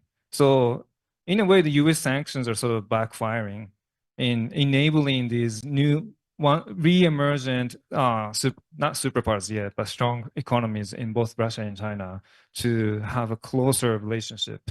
And right, you might remember more recently Kim Jong-un visiting Russia and China and sort of re-establishing and re-emphasizing the historical allyship and connections that these countries have. But in the face of US decline and struggling to keep up its hegemonic position in the world, China, Russia, North Korea are becoming closer again in a way. So I think in terms of specifically China DPRK relations, there's going to be a lot more collaborations and close communication and allyship. I think that's going to help our movement as well. Thank you. All right, Herky, thank you so much. We really appreciate your presentation and this discussion. Okay, for the people online, we're going to take about 30-minute break here. People who are here in person, we have lunch for you, and I really encourage you to continue this discussion. A big part of this campaign is mass consciousness about this movement. We have a lot of propaganda to unlearn, so I encourage you to meet someone new and keep this conversation going, and then we'll get started again in about 30 minutes. Thank you.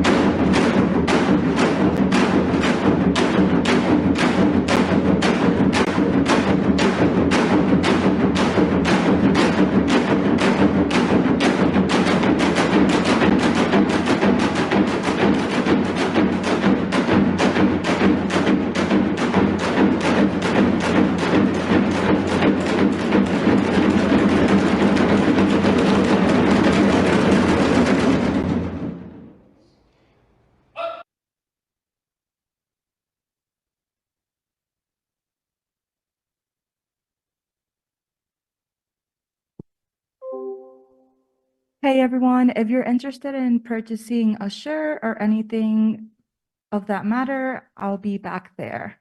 We have stickers and other items.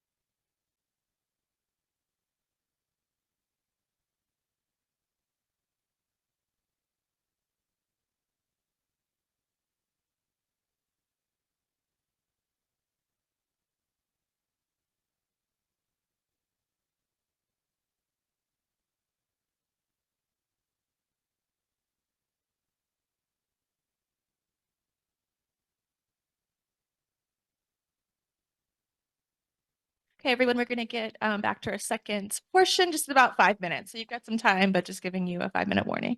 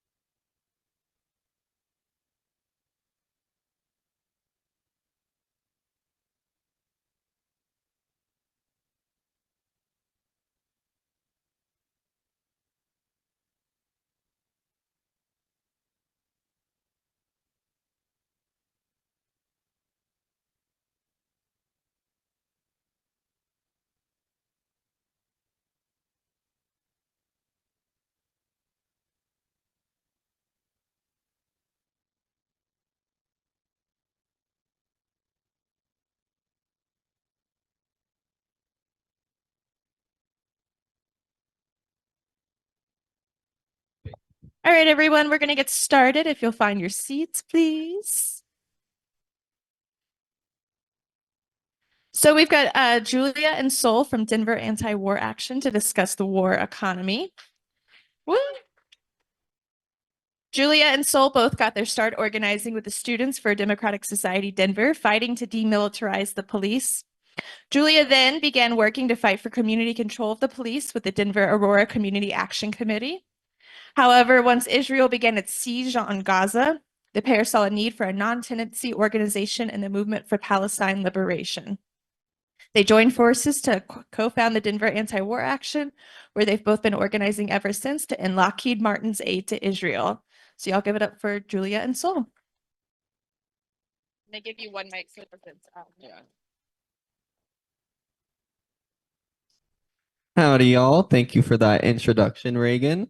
So yeah, like we're introduced, I'm Julia. I'm Sol. This is this is gonna be Julia, actually. And we're gonna be talking to you guys about the war economy, a little bit more specifically about the US and its involvement in the war economy. So first, to start off, what is a war economy? So a simple definition is a war economy is a system of producing, mobilizing, and allocating resources to sustain war and violence. But what does this mean? When a country declares war on another country, or when a country declares a national security crisis due to being declared war upon, the primary focus of all parties involved becomes the hello. Okay. Becomes the mobilization of resources and production towards supporting a military effort.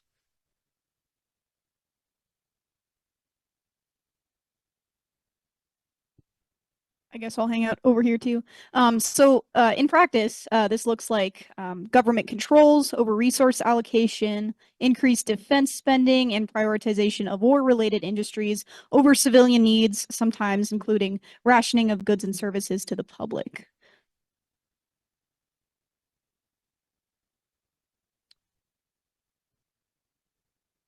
So why does the war economy exist? Well, as mentioned before, it can arise out of a necessity. If a country's sovereignty is being attacked, like when Vietnam and Korea were being invaded by the US, they are forced to allocate all their energy and resources into defending their country, defending their rights and their right to self-determination.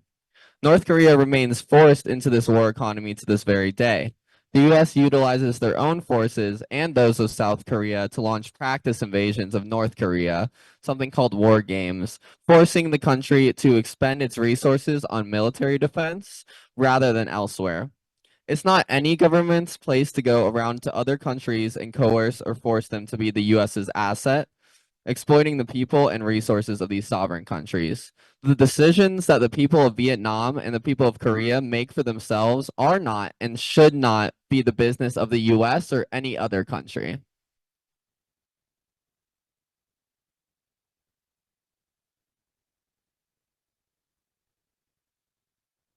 Sorry, still had some more. However, while those who are attacked and oppressed see a war economy as a necessity for protecting themselves and their sovereignty, there are others, the oppressors and the war profiteers, who see it as an opportunity to increase their profits and expand their sphere of influence and control. So we're about to talk about some of that now.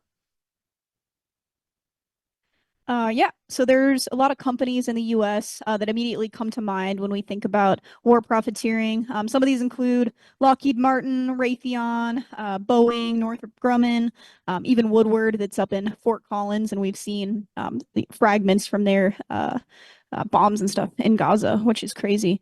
But they derive an unfathomable amount of profit from warfare by creating and selling weapons and other goods to parties at war. In Colorado, Dawa has been taking on Lockheed Martin more specifically. The Lockheed Martin National Space Headquarters resides just south of here in the Littleton, Colorado area. The city itself hosts kind of a war economy with the largest facilities in the state, employing thousands upon thousands in the pursuit of space militarism for profit.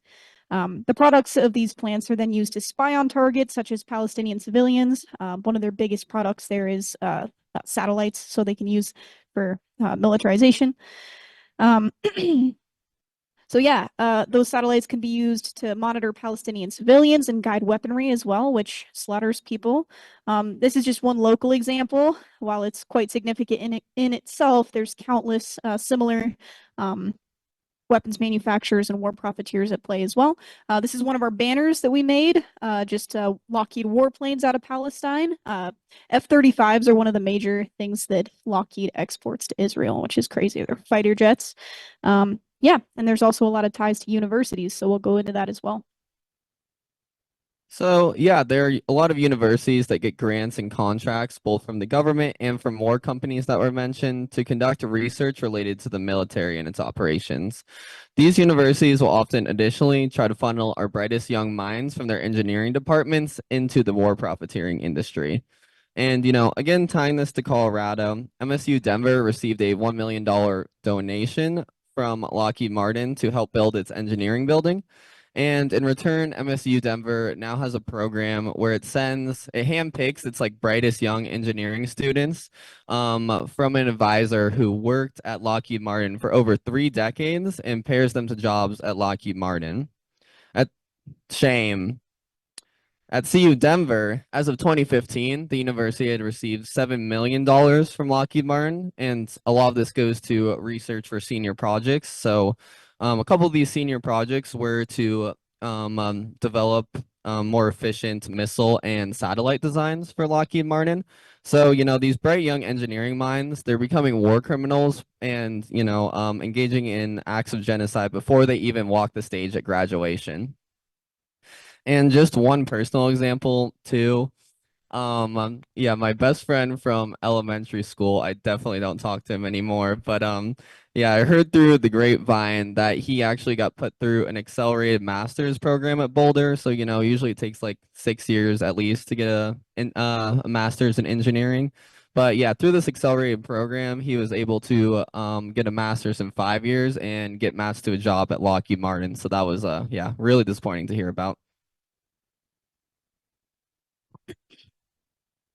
Yeah. So moving on, the US government's true benefactors and constituency include these war manufacturers, and that's enough for the US to unconditionally support them. They also have a lot to gain from the war economy itself.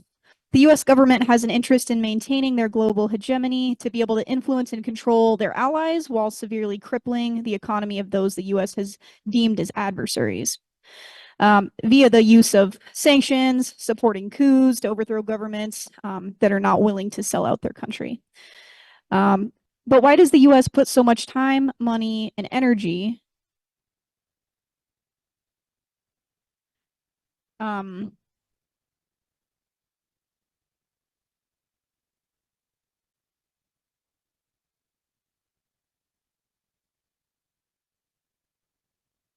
no worries. Yeah, but why does the US put so much time, money, and energy, or human lives, into maintaining this control? Simply put, it's money and power. It's a feedback loop. There are resource-rich countries, and the US wants to exploit those resources for the cheapest price possible, even at the cost of people's lives and liberties, to be able to extract and produce with as much profit yield as possible. The insatiable greed inherent of the ruling class's need for higher profits makes it so that it requires a ruling body, a government already bought out by corporate interests, that will ensure that corporate elites not only get a return on their investment, but then some.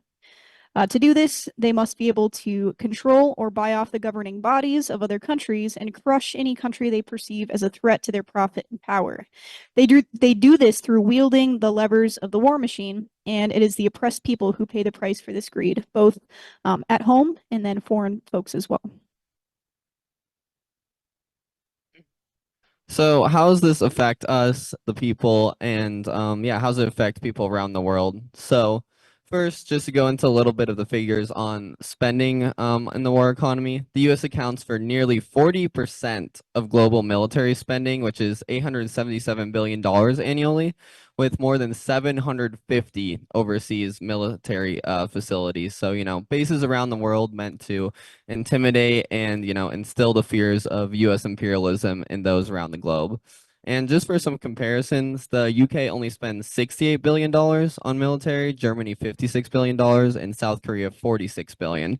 And also a not so fun fact about the New York Police Department. They have a force and budget larger than half of the military's budgets in the world, which is around $11 billion. And also the US has been sending billions to Israel, as we all know. This has amounted to almost $20 billion in the last year. And, they're doing this to continue to aid and fund the genocide of the Palestinian people. And right here is just, a little graph, and you can see like how much of a giant chunk that the US takes up out of that. Like over 3 times as much as the next country, China, even though China is, significantly bigger than the US. Of course, and when we see so much funding go to militarization, we see cuts to things that the people here actually need. So yeah, in a desperate attempt to maintain global dominance, the US neglects other sectors spending in favor of military spending, cutting into funds like healthcare, education, infrastructure, housing, food security, and welfare. So that's our tax dollars going to warfare instead of the needs of the people. In the end, everyone loses out except the war profiteers and the ruling class. The average person in the US stands to gain an incredible amount from the end of the war economy. So how does this impact the people of Korea? The maintained US presence in South Korea to stoke the flames of war, it hurts every Korean.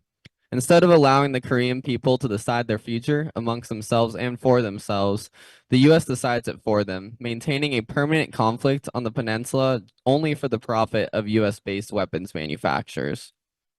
And in order to maintain this conflict, the US often implements unwanted military technology in South Korea.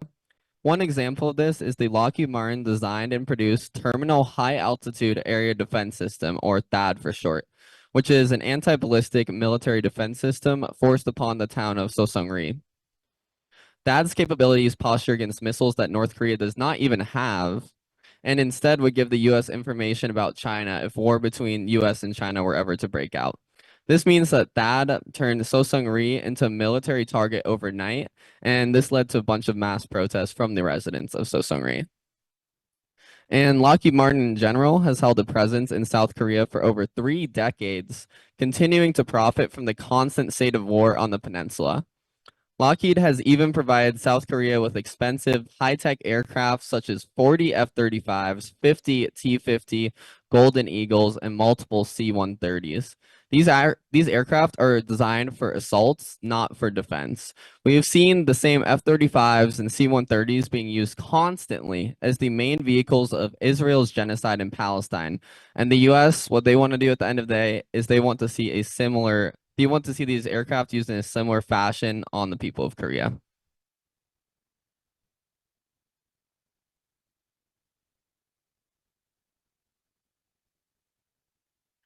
Yeah, so ultimately, in Dawa, we're fighting against Lockheed Martin and protesting against weapons manufacturers because we know that this is a critical lever of the military. So we encourage folks, if you're not involved with an organization, there's a bunch of really cool ones here today. So definitely get involved and join an organization so that we can fight US aggression and intervention on all fronts together. Yeah, and that's all we have.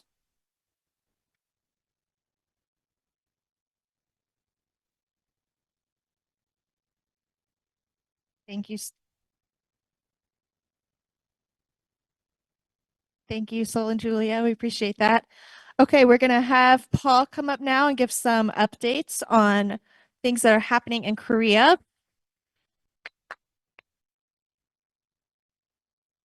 Paul has been a longtime organizer with Denver STS and played a role in realizing student encampment on the Aurora campus, which almost lasted a whole month. He's now an organizer with the Denver Aurora Community Action Committee fighting against police violence and for community control of the police.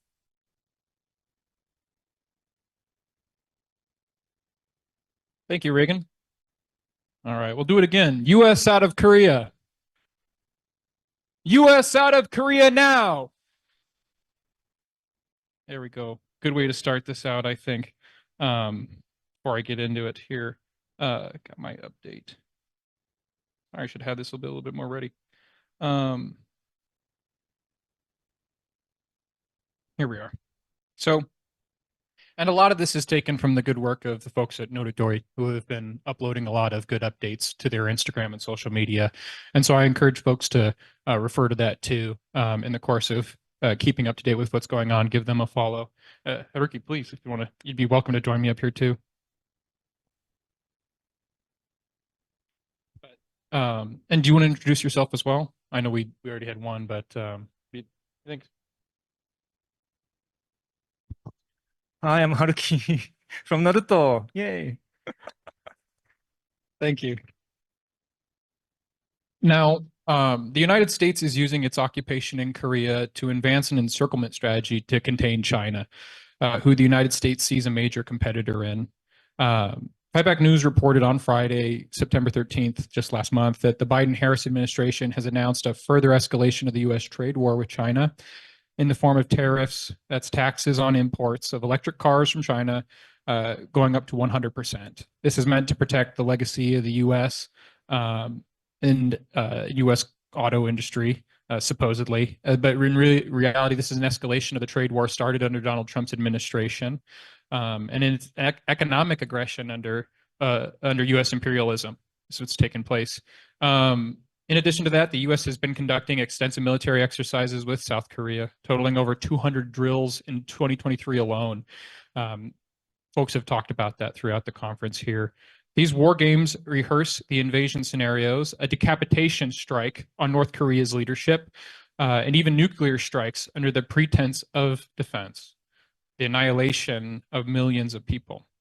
For years, the US-backed groups in South Korea, like the Human Rights Foundation, have launched propaganda balloons over North Korea. This year, this escalation reached a new level, with drones spotted over Pyongyang in early October. Drones, which is a big difference. Before, they'd been balloons, but this amounts to a significant escalation. These drones, believed to be carrying propaganda materials, represent a blatant violation of North Korean airspace. The airspace of any sovereign nation. It would be frustrating such a process. Despite the U.S. considering even stray balloons a national security threat, we'll remember the response to the Chinese weather balloon earlier this year. It supports these provocations against North Korea. Shame. In response to these escalations, North Korea has fortified its border, recently detonating roads connecting to South Korea. This action, framed in Western media as aggression, is in fact a clear defensive measure. And they've stated that these road detonations are meant to hinder potential invasions and to protect the sovereignty of their country. As has been highlighted today, U.S. imperialism is at the root of this tension on the Korean Peninsula, the continuation of which is being used as a justification for the continued occupation of the South by the United States military at a great cost to us in this country. These escalations and hostilities towards North Korea and towards China threaten to destabilize the region should a hot war break out. The U.S. weapons being shipped to South Korea and to the Philippines and are armaments to the boot on the neck of those interested in freedom from oppression and occupation. It's incumbent on us here in the belly of the beast to join with our relatives across the sea in struggling against this imperialist war machine. U.S. out of Korea now. And I welcome if you want to share some more, Haruki. Yeah. Thank you. Is it working now? It's working, yes. Just thank you so much for the most recent updates. It's a lot of alarming things happening.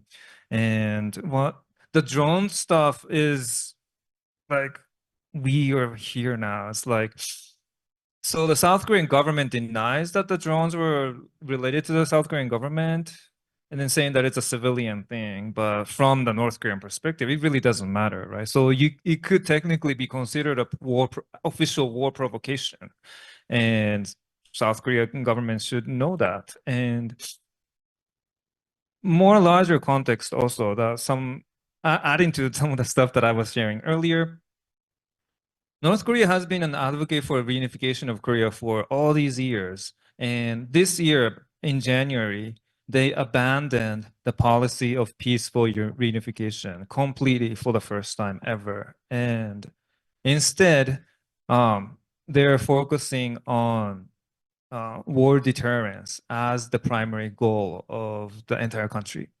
After so many decades of advocating for peaceful reunification of their homeland, it's a really significant change in their policy.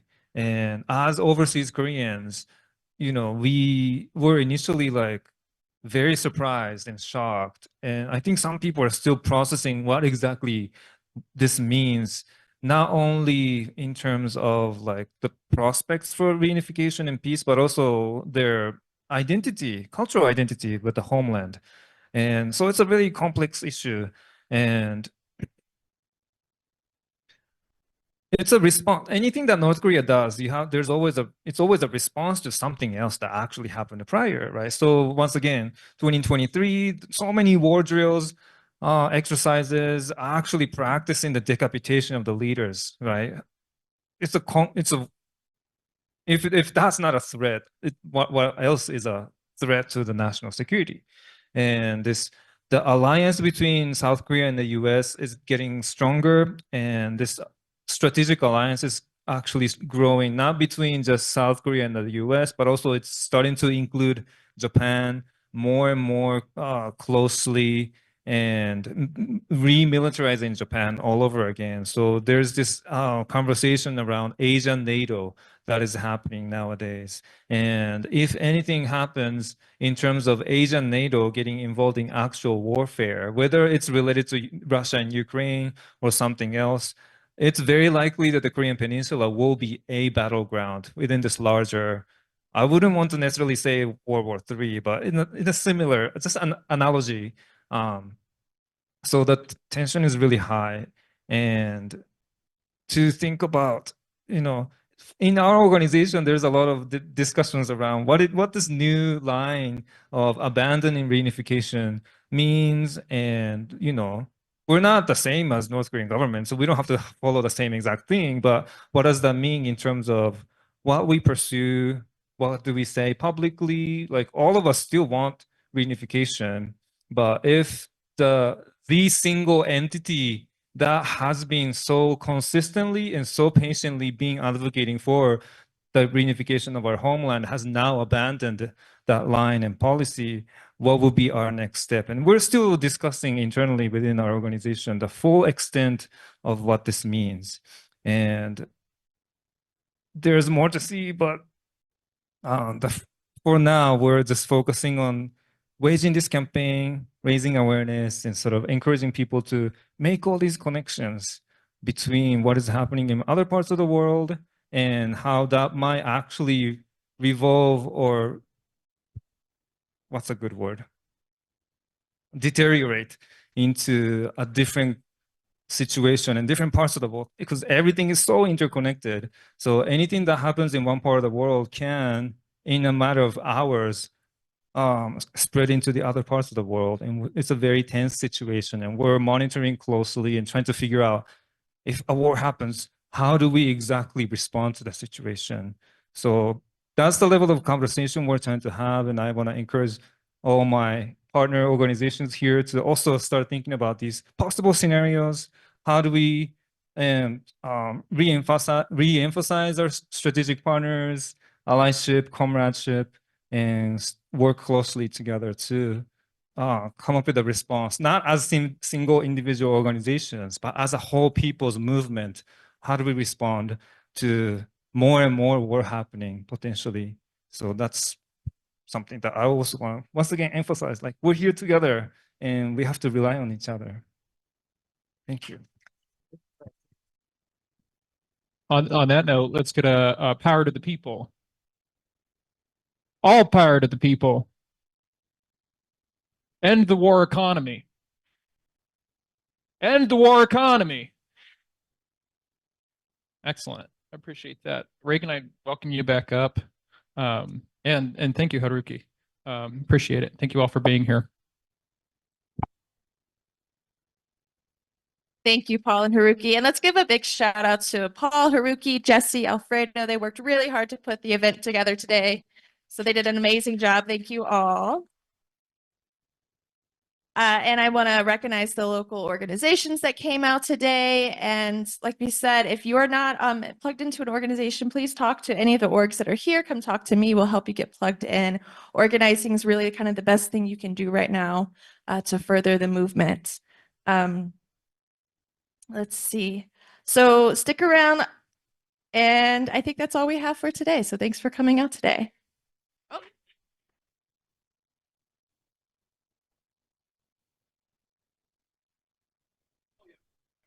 Call to action. Sorry to take the wheel so abruptly. So we got a call to action. We intend, this is a good educational event, but this is also, we want to make these things happen.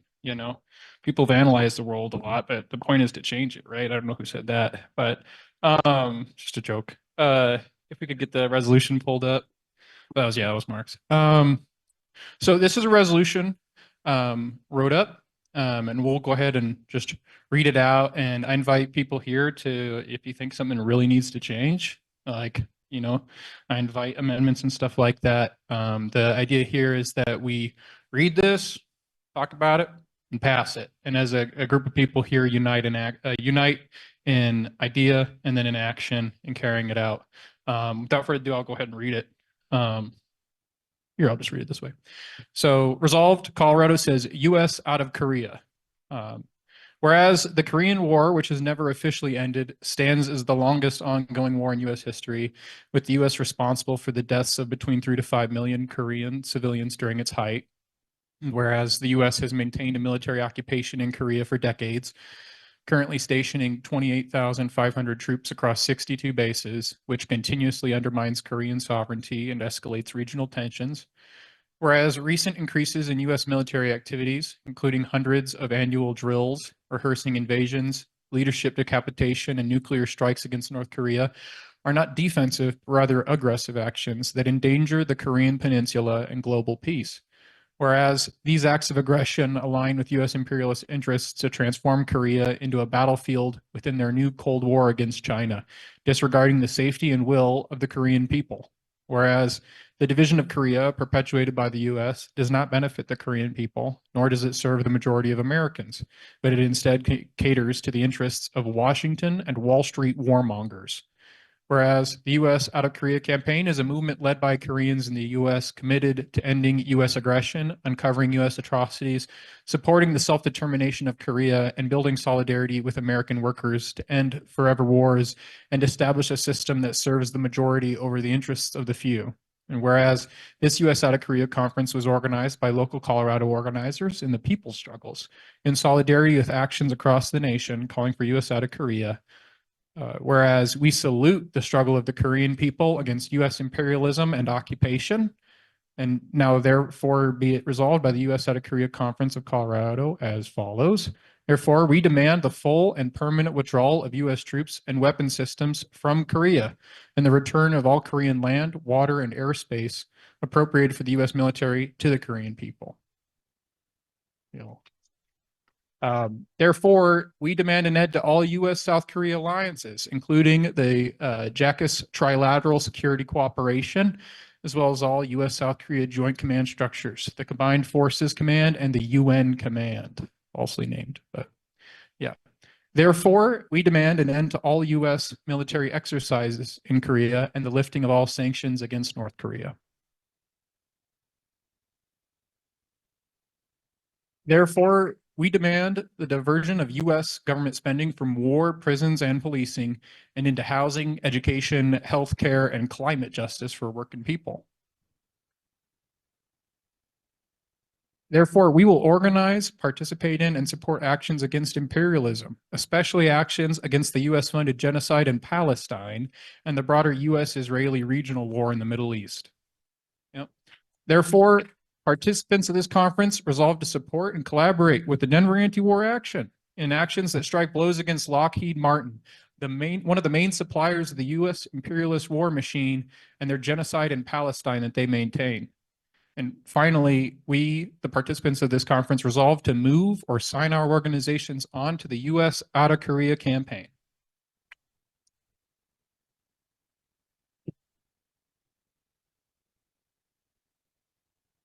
Now, happy to take any questions, or if people have like an itching change that needs to be made, it'd be welcome.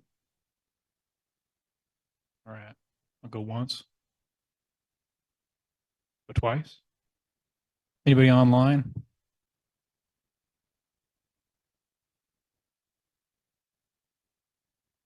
Excellent. Cool. So without further ado, I'll call the question. Anybody down to call it to a vote here? We'll raise it to a vote. My parliamentarians in the room. All right, good. So we'll go ahead and vote on it then. All in favor of this US out of Korea resolution, go ahead and raise your hands. Hey, a lot of unity in the room. Motion passes and we'll pass this resolution. And so we'll get copies out to folks so that you can take it and bring it to your organizations and stuff. And so people understand what happened here today. We'll also link it to the form somehow. I think we can work to do that so that you have one of our flyers, you'll have a link to this document. But yeah, thank you all. And I want to just give a big thank you to the folks at Notadori for picking up this campaign and waging it with an energy that I haven't seen in a fight like this. You know, so it's deeply inspiring. And a big thank you to the folks from Veterans for Peace, specifically Tina, you know, for doing so much work and helping build up this conference and everything you put into it. Thank you to all the participating organizations. Golly, and Jesse for pulling together the tech side of things, the catering, the venue. A big thank you to the folks at the Active Adult Center here. The venue itself has been a wonderful place to use.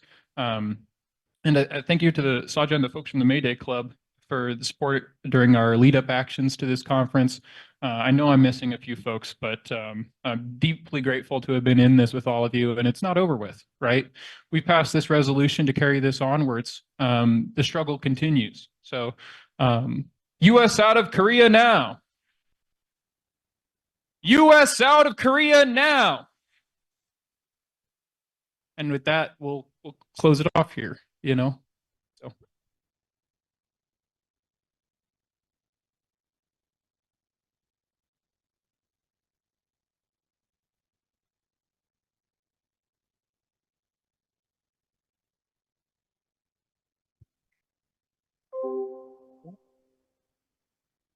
Also, we have a lot of food back there. If you enjoy bagels, please help us get rid of them.